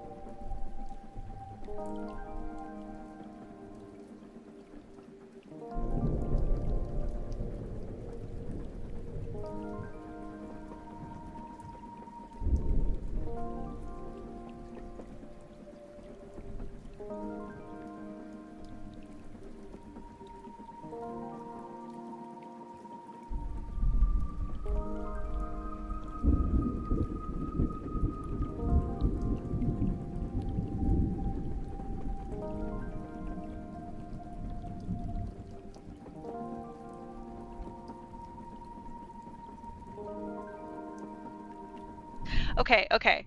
I'm being dramatic when I say more smarter than. More smarter than. Well, I'm proving my point when I say more smarter than. But I don't really believe in intelligence. TBQH. I think intelligence is made up. Maybe I'll get into that some other time.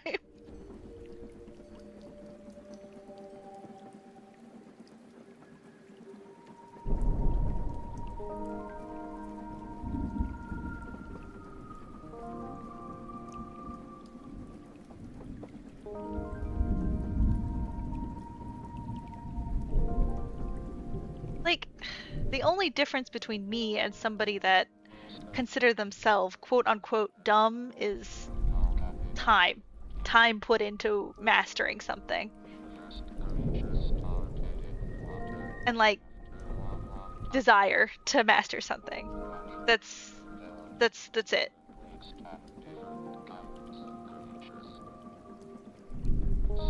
IQ is astrology for men. I'm gonna use that. That's such a burn. I've never heard that before.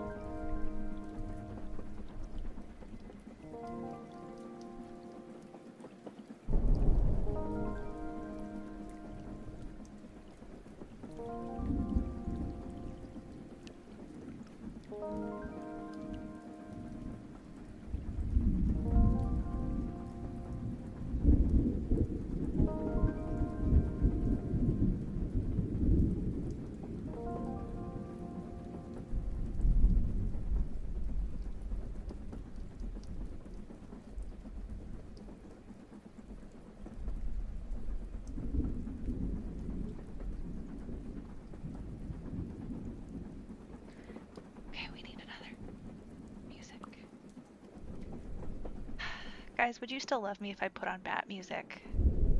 Bat music is my favorite. I love bat music.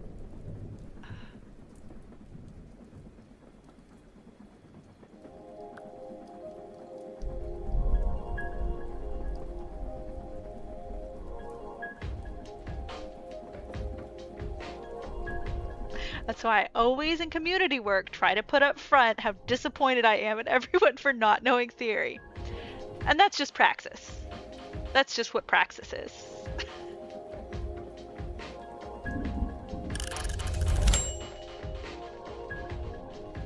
Okay, let me tell you about how Marx is criticizing me. Except the bat music is a tiny bit loud for me.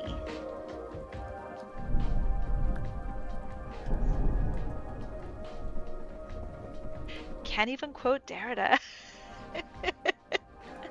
Okay, so here's how Marx is criticizing me and bullying me. I would say that Marx is bullying me, and I think that we should cancel him. I think he's being toxic. Okay. He's referring to conservative or bourgeois socialism. And I think he's talking about me. Writing a twit longer. Thank you, Honey Fox. I knew you'd have my back.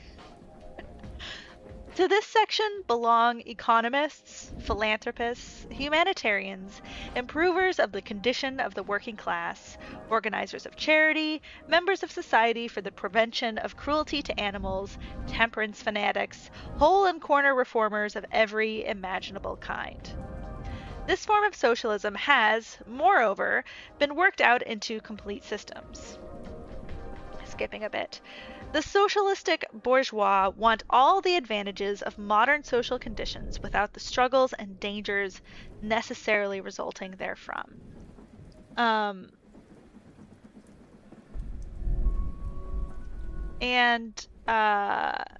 this one really cut me. Because here's the thing, gang. I don't want to live through a bloody revolution. I don't want to live through a very violent period. I don't want, as I said earlier in the stream, to pick up a gun. I would like peaceful revolution. Ideally. Right? I don't want people's lives that are in danger. I don't want my life in danger. A joyous revolution. Exactly so. But like here he's calling that out. He says bourgeois socialism attains adequate expression when and only when it becomes a mere figure of speech. Free trade for the benefit of the working class, protective duties for the benefit of the working class, prison reform for the benefit of the working class. All great. Love all of these. Not really up to us, eh? Ethical revolution. I mean, I don't know if I totally agree with that on first blush, Dapper, because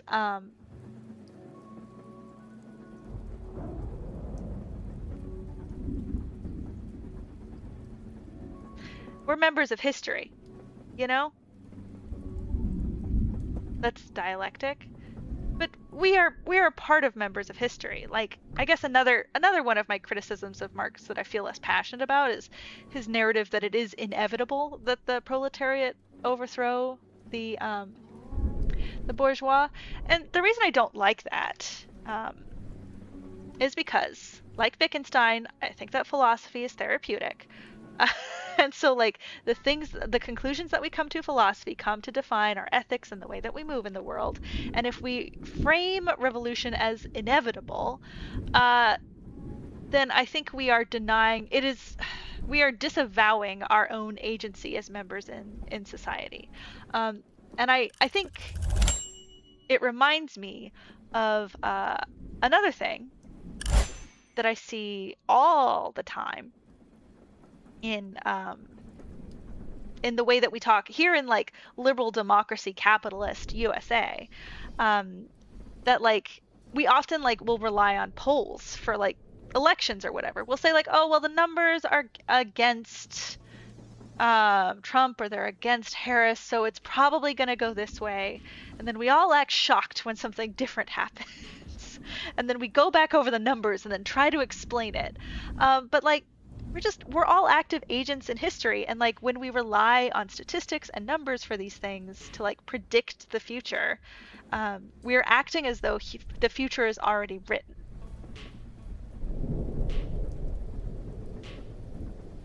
And I think that's a really dark way to move through the world. We have some interesting, okay, so many thoughts. The joy has to follow the deaths of those who can't allow the joy to exist, though. Or am I tweaking? I don't know. I'm not prepared. I'm not prepared to answer that question. I am going to publicly say that we shouldn't be killing people. I don't think that should be a controversial thing to say. Not going to be sad when certain people die, but I can't be killing people. I don't want that on my conscience. I feel like any revolution is an infinite onion. You peel back one ruling layer, putting the layer that supported them in charge, but no closer to the core utopia. Yeah, CDR, I think that's extremely... Do you prefer CDR or Possum, by the way? I think that is pretty much the Hegelian dialectic, this idea that we have thesis, antithesis, they are sublated, and then we have a new idea that we can then becomes the thesis, right? We have these evolution ideas to end up at this absolute truth. Like, that is the core of the dialectic part of dialectic materialism. And what postmodernism brings to the table is like, I don't know if there's an absolute truth at the end of this, guys. At least that's how I understand it. I'm sure somebody here can correct me. Not to deny the agency of the self or our communities, but it is recognition that there are forces actively working towards their own mutually exclusive ends. 100%. Yeah. 100% agree with you there, Dapper. Because the bourgeois-proletariat divide is muddy. The petite bourgeois might believe they're proletariat, and the proletariat hold themselves to bourgeois standards. Yeah, this is the temporary embarrassed millionaire thing. I actually want to look up... Oh, am I going to find this? Maybe I can just summarize it for y'all. I saw an Instagram reel from a from a leftist.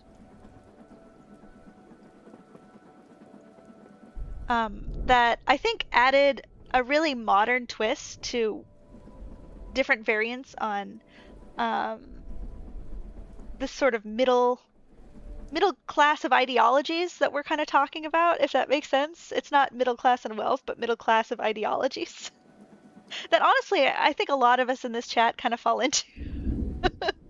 I don't know you, I don't know your life, but that's just the vibe I'm getting from us as a crew. Hegel, like from New Vegas. Wait, there's a Hegel in New Vegas? Anyway, let me finish reading and then I'll tell you about this Instagram reel. Scintillating content over here. The Haitian Revolution, which kicked off Hegelian dialectics, did not know that. Very interesting. Gotta read about the Haitian Revolution. Was fundamentally an improvement. The result was turmoil and regime change to the modern day, perpetuated by outside influences. Gotta read about the Haitian Revolution. That is fascinating, Sakura. Do I believe we can ever reach a utopia? Defect, my answer is no, and I think it's a good thing. Have you ever gotten something you wanted, and then it wasn't what you wanted? Have you ever gotten something you wanted, and it is inarguably what you wanted? Like, it is perfect, to the T. And you can't say why, but it is disappointing. I think that is more than just thesis, antithesis, synthesis, right? That's more than like reaching that. I think that what I'm describing, this feeling, is much deeper than that. I think it is the human desire to keep moving forward.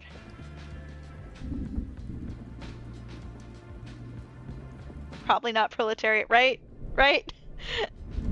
Does extinction count on utopia? Absolutely not.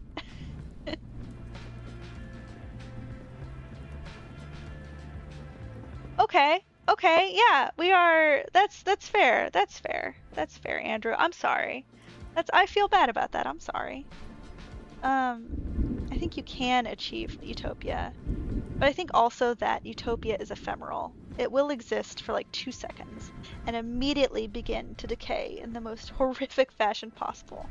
But those 2 seconds, I mean, not to be graphic, but I feel like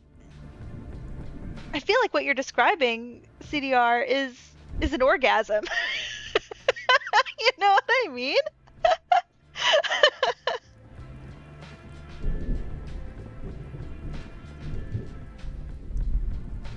It's very disco. It's very disco.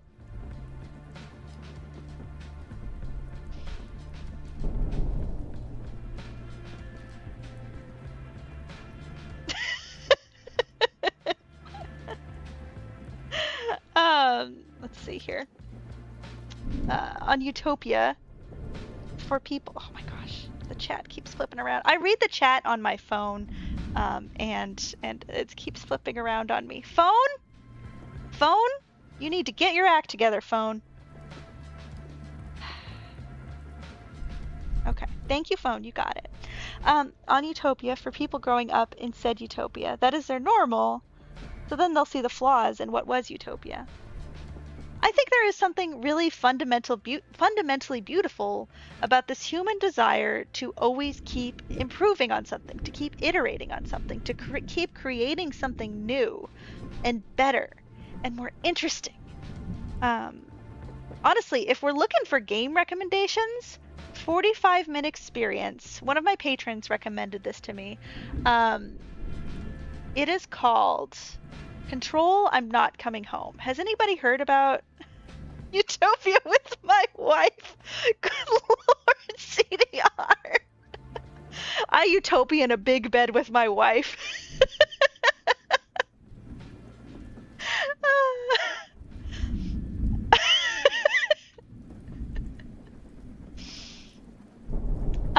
Anyway, has anybody heard about Control, I'm Not Coming Home? Utopia protection. You guys are the worst.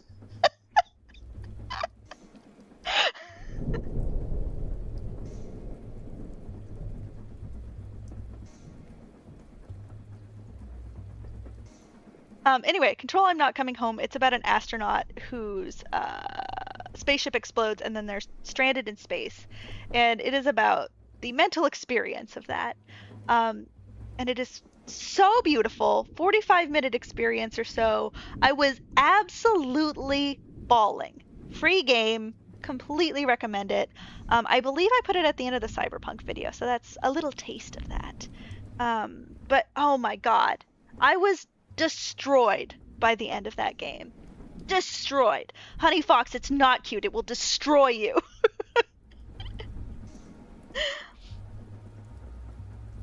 I don't trust the proletariat to strive for continuous improvement. Pretty much concerned with just getting by.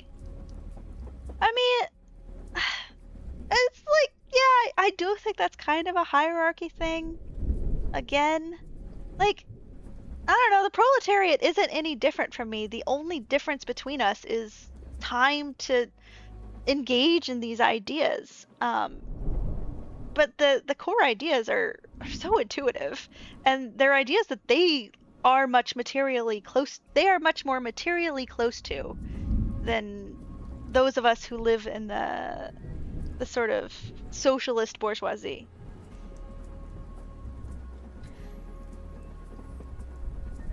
A utopia can't exist for me as media as a reflection of society, and if society is perfect, then all media would reflect that, and that just sounds bad. 100%. 100%. Yeah, I think, and this was a big criticism that Bloch had of the French utopian Enlightenment folks, is that utopia does not exist from the top down. It must be built from the bottom up. It must, if we're talking about hierarchies, come from the proletariat. Downloaded Control Day. Saturday is art day after all. That's so cool, Blair. I love that.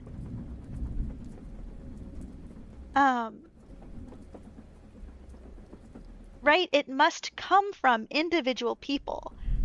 And I simply don't think that if it has to come from individual people all contributing their piece of utopia, that it's possible to retain individuality, which I do think is important, while at the same time completely converging on a perfect utopia with no conflicting needs or anything. This is what Ernst Bloch said. This was part of the whole thesis of the Hope video. In one of the Andrewism video, he quotes someone saying, "Those who end up making the decisions end up being the men with the most evenings to spare." Yeah. Yeah, I feel called out by it too.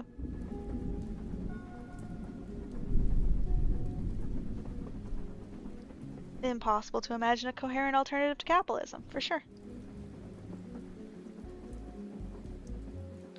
Or, dapper, you could call it hegemony.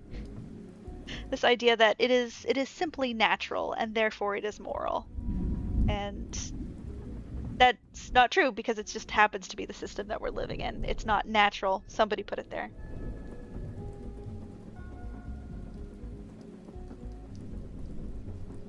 Yeah. There's I've been reading Uno Momento. I do want to pick this up. I do want to show you guys this thing.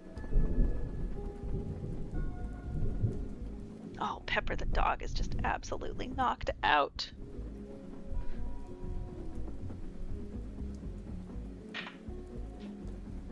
Okay. Y'all, are you familiar with the cartoon history of the world? The cartoon history of the universe? It is maybe as, maybe as 90s as a book can get, but I think this last volume was published in 2012, if I'm not mistaken.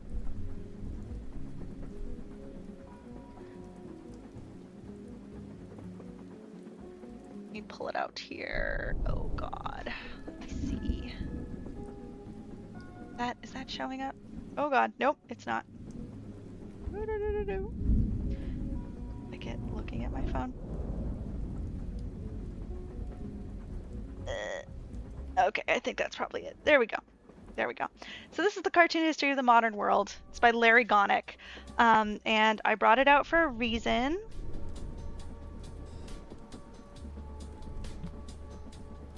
Why did I bring it out?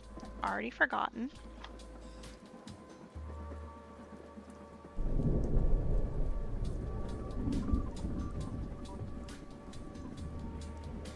Well, I forgot why I brought it out, so way to go me. But I will show you something that I thought was pretty rad. He's talking about Marxism here. And he spends a whole page explaining dialectic materialism.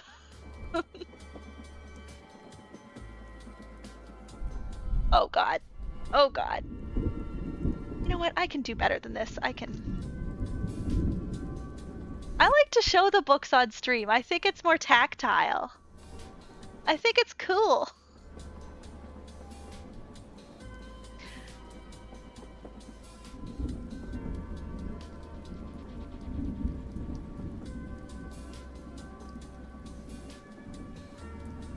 Okay.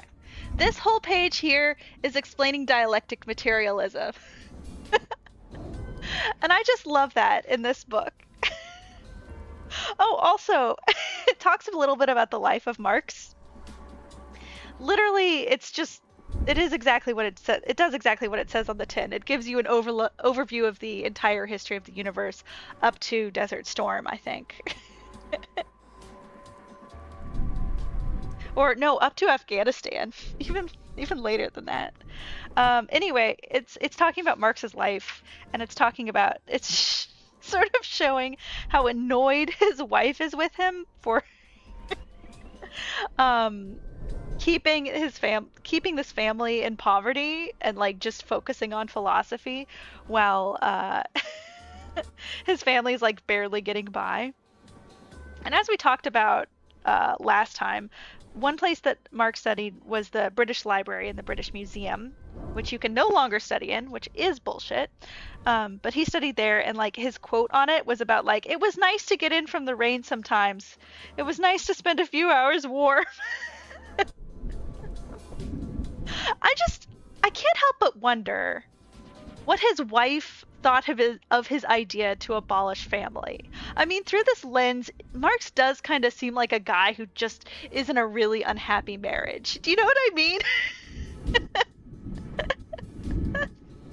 And I'm sorry, man. I'm sorry you haven't been able to abolish gender norms in your marriage.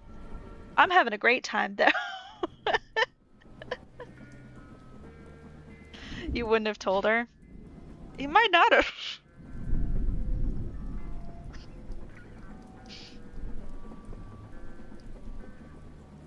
Anyway, I've been reading the cartoon history of the modern universe to try and contextualize Marx's writings and like see where he was coming from and what historical context was he writing out of, and it was really, really helpful for that.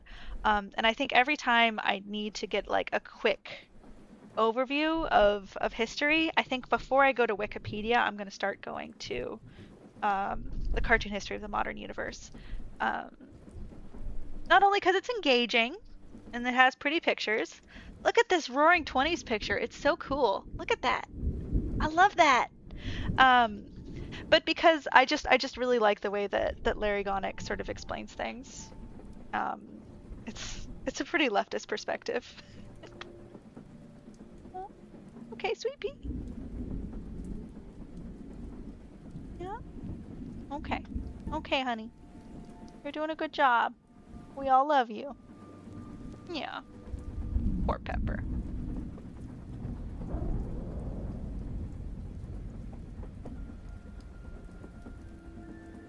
The lads at the coffee hut.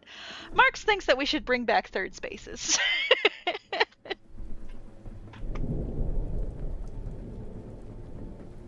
Okay. Okay, I'm gonna finish out this bad boy. We have... What is this? Got like 5 more pages to go. Rockopedia. Get out of here, Flair. Get out of here with that.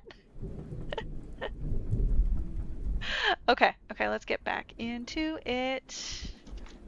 If I can switch back to the game. Do. Oh, we've been in the session the whole time. Oh shit. We might just go a little after the session.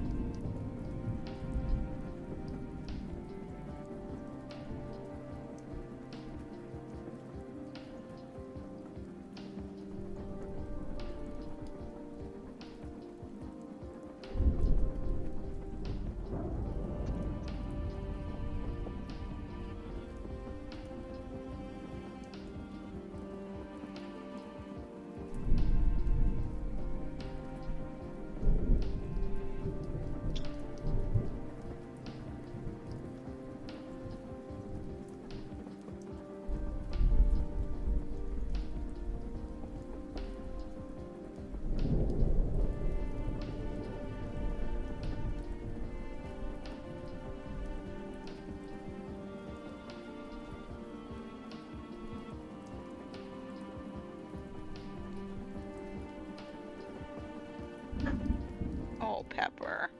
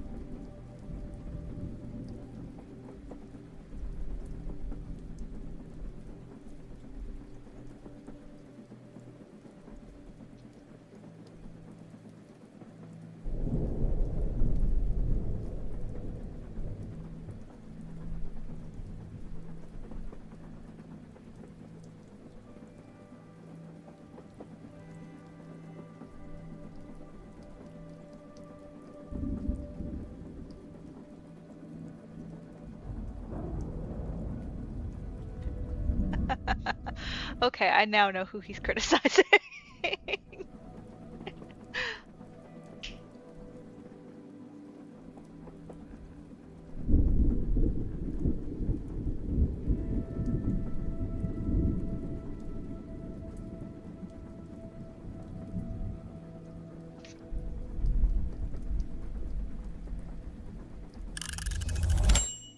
Okay.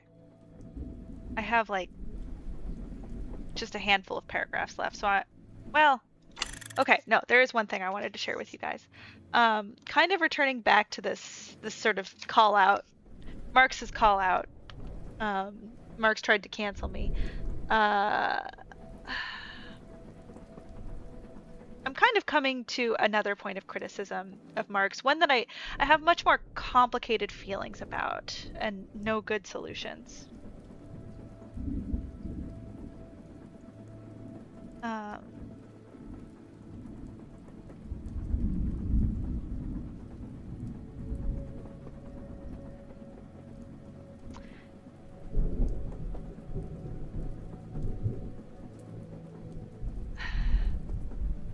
So he's talking about critical utopian socialism and communism, but I think you could probably apply this to conservative socialism as well, or bourgeoisie socialism. Only from the point of view of being the most suffering class does the proletariat exist for them. And he says this of the utopian socialists or whatever, and like this, he's like, well, the only point of the proletariat is that they're a suffering class, and then I can use them to sort of as justification, their suffering as justification for like, oh, we should do my thing instead. And I guess I kind of feel like you could make the same criticism of communism. I think Marx in response would probably point to like the inevitable nature and like the dialectic, and it's going to happen anyway, and the proletariat must rise up just by the nature of things. But I already talked about why I don't totally buy into that one from a ethical standpoint. And so I kind of feel like he's doing the same thing, viewing the proletariat as the suffering class, and like that's why the proletariat exists. And we've already established that Marx hates poor people. So like, it's kind of a self-burn.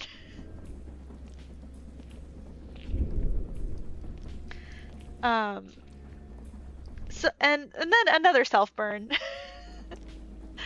This causes socialists of this kind to consider themselves far superior to all class antagonisms.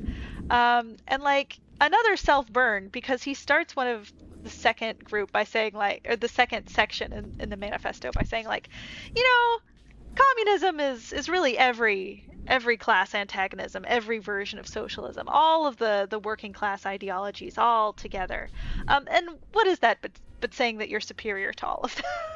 So again, kind of a self-burn. And here's kind of where I get to the real Marx hates the forms, but not as much as he hates himself. Yep. Yep. I think we honestly, Sakura, I think you've just summarized my big criticism of Marx in one sentence. And it's super reductive. Yeah. Though this is okay, I want to say this to you guys, and please tell me how this hits you. Because he's talking about sort of the rejection of like a violent revolution. Hence, they reject all political and especially revolutionary action. They wish to attain their ends by peaceful means and endeavor by small experiments necessarily doomed to failure and by force of example to pave the way for the new social gospel. I feel like by small experiments, first of all, is doing a lot of heavy lifting in the sentence, a lot of assumptions about this has already been proven out. Like, has it? Do we know that? Has it? Prove it, Marx. I mean, I get it. It's a manifesto. He's trying to be brief, but like, there's a lot of heavy lifting doing there. And I feel like he's sort of positioning himself as morally superior to these folks who are not as interested in violent revolution. And he kind of ends up sitting at the situation where like advocating for violence is the more moral position. And I can't be buying into that. That's not who I want to be. I think that's a very ugly idea to internalize. I think that's a soul-rotting idea to internalize. So I gotta reject that one. I don't know. Maybe I'm misunderstanding him. Maybe part of the issue is assuming Marx had a completely coherent vision. I mean, absolutely. Marx would tell you his vision is completely coherent, but it's not as coherent as he thinks it is. To the great age of espionage and propaganda, zero parades. So his ideas and strategies and tactics of revolution have aged like milk. Yeah. Yeah, that's exactly what I'm saying. Like, small experiments is just everything other than revolution. Anyway, I just kind of wanted to share that as a lot of historical events of small experiments that worked. 100%. Alternative to accelerationism. Iterative progress.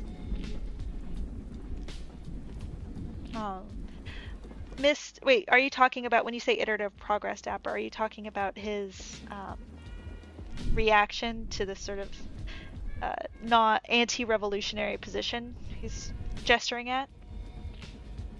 It reminds you of the different ways to organize for like unions and stuff, and how some people have different styles of making things better. So oh yeah, I want to see that, honey, please. Also, speaking of sharing things with me, Sakura shared with me this past right after stream last time. He sent me this history of philosophy podcast, and it's history of like non-Western philosophy. And I specifically we were talking about the Africana philosophy, and it was so interesting. Excellent recommendation, Sakura. So much to chew on. I like don't feel prepared to talk about it because it's so chewy and complex. But it was really interesting, especially to learn about the way that like theocracy and philosophy interacted, sort of like in Babylon, for example. Let me see if I can find it here.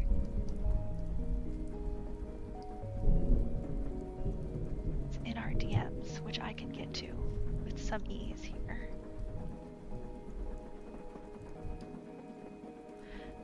Yes, you sent me the Podcast Addict one, but I found it on YouTube.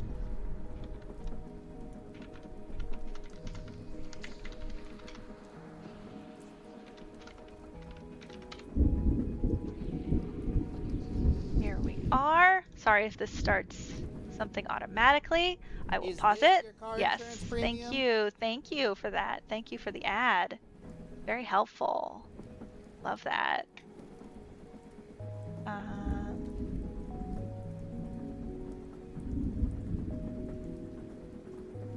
Okay, share, copy, and then we'll put it in the chat here. For anybody who's interested in anything other than Western philosophy, super, super interesting watch.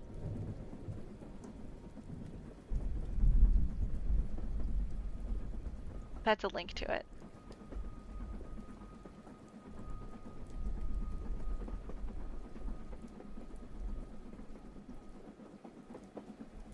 Dismissive versus descriptive of small experiments? I mean, maybe. He doesn't say what he's talking about, so we can't say one way or the other. Even if bloody revolution were the objective correct solution, it's hard to imagine the entire proletariat class rising up for a common goal. Expect individual fiefdoms to emerge. And Ryan, you're not wrong. Leftists do be infighting. You know what I mean? These are the individual fiefdoms. And I think to respond to that, I would look to my buddy Sakura and ask him about Telos. Telos is, if I'm remembering correctly, Plato's like idea that you need some like you need to feel like it's the human need to feel respected in society. Am I getting that right? I might be thinking of a different word. This is why Sakura is one of our nation's most valuable resources.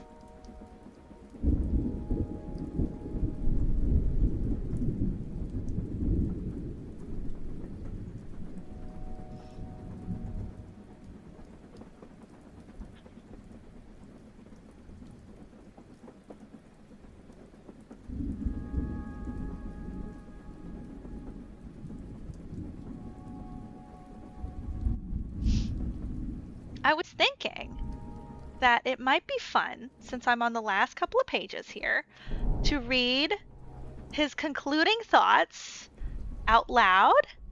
Telos' purpose. That'd be telos for people, but everything has telos. One of Aristotle's 4 causes.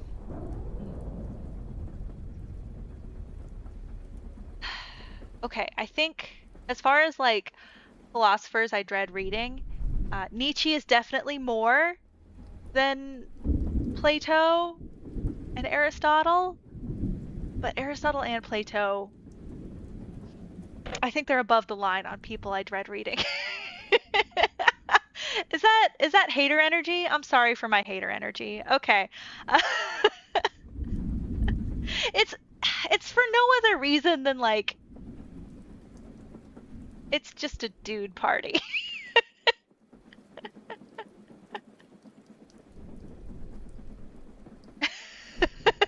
I am a little hater. With any politic, you got those with a mission, those who are against that mission, those who see valid points in both and want to compromise, synthesis, and those who don't get or have a voice. I like that framework, CDR. I think that's useful. I'm going to take that with me. Diogenes is the guy who lives in a barrel, right? I do find that aspirational.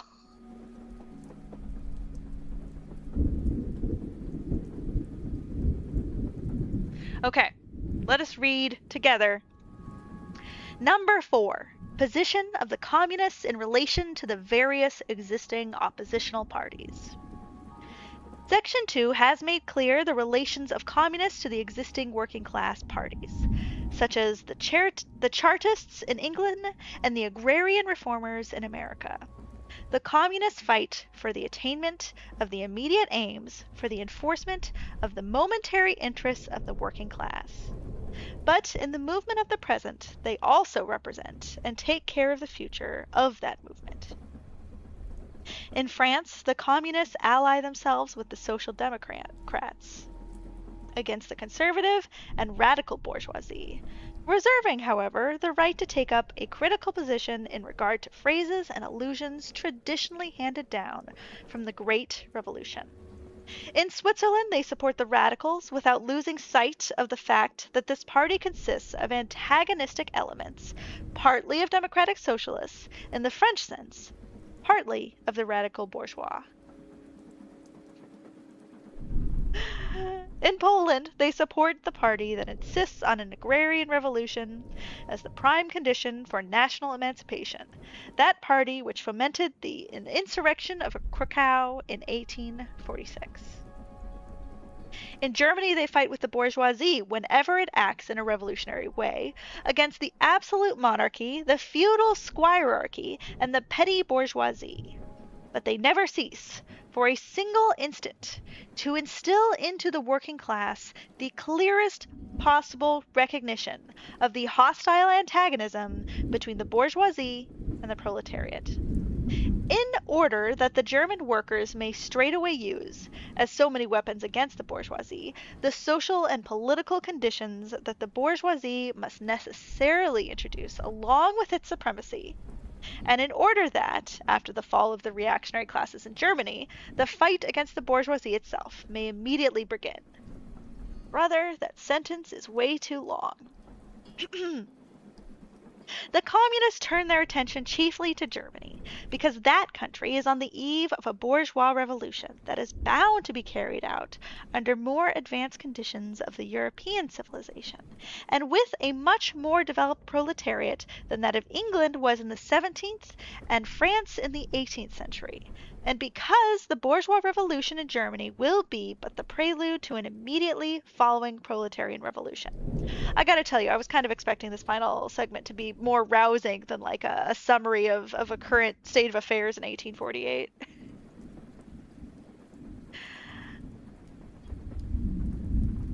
In short, the communists everywhere support every revolutionary movement against the existing social and political order of things. In all these movements, they bring to the front, as the leading question in each, the property question, no matter what its degree of development at the time. Finally, they labor everywhere for the union and agreement of the democratic parties of all countries. The communists disdain to conceal their views and aims. They openly declare that their ends can be attained only by the forcible overthrow of all existing social conditions. Marx, I think that should include feminism and sexism and racism and homophobia and etc., etc., etc., etc., etc. Just saying. Let the ruling classes tremble at a communistic revolution. The proletarians have nothing to lose but their change. They have a world to win. Working men of all countries, unite! Yay! First we revolt against the poor who don't want to revolt, then we revolt for realsies. Oh man, so that was pretty good. That's a pretty punchy ending. Let's fucking go! Let's go! Let's fucking go, boys! Emphasis on the boys. Hey, Mikey. Power to the people. Not free until we're all free. We are so back, chat. Where are we dropping, boys? Marx probably also. Okay, I think that's the stream for today. I think we did a good job today. This is, I think, our best stream so far. Guys, I'm so glad that you're all here. It's by Afterthoughts and briefly highlights 3 different styles of activism. Ooh, okay. Homework. We all have our homework. Honey Fox has given us homework. Do I have it here? I don't think I have it in reach. No, it's over there. It'll be on the thumbnail. But next week, no stream. I'm traveling. I'm celebrating the beautiful union of my not brother-in-law. And week after that, we'll be back. We're reading Terry Eagleton, Why Marx is Right. He's going to confront some of my criticisms. Maybe he'll agree with my beautiful criticisms because I'm the smartest person in the world, of course.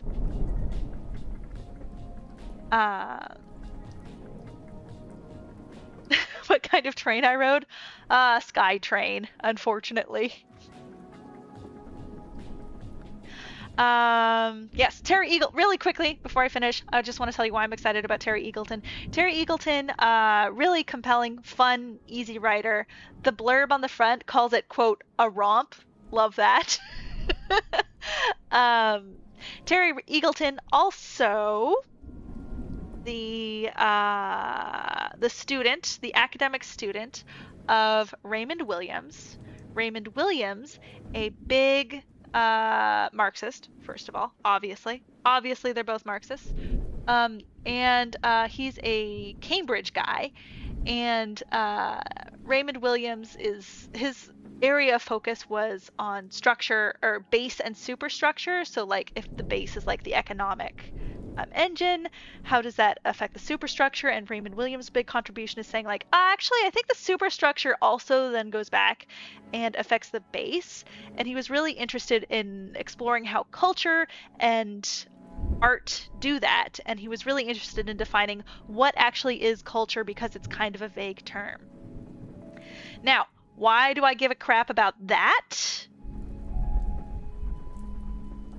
Did I get it from my phone? No, I actually looked it up. I looked it up. I also thought you were talking to Honey Fox. So why do I care about that? Raymond Williams, because he is a big inspiration to one of my favorite philosophers, Aubrey Annable, who wrote Playing with Feelings, which is the book that inspired the Kentucky Route Zero video that, frankly, this stream would not exist without. So there's your academic lineage, and that's why I'm really excited to read Why Marx is Right. Okay, so I will see you guys, not next week, but the week after. Be there, be square. There is another video coming out the day before that stream, and it's extremely, it's got some fun leftist themes in there, so I think you'll enjoy it. Okay. Everybody take care of yourself. Fuck ICE. You have nothing to lose but your chains. Bye, everybody.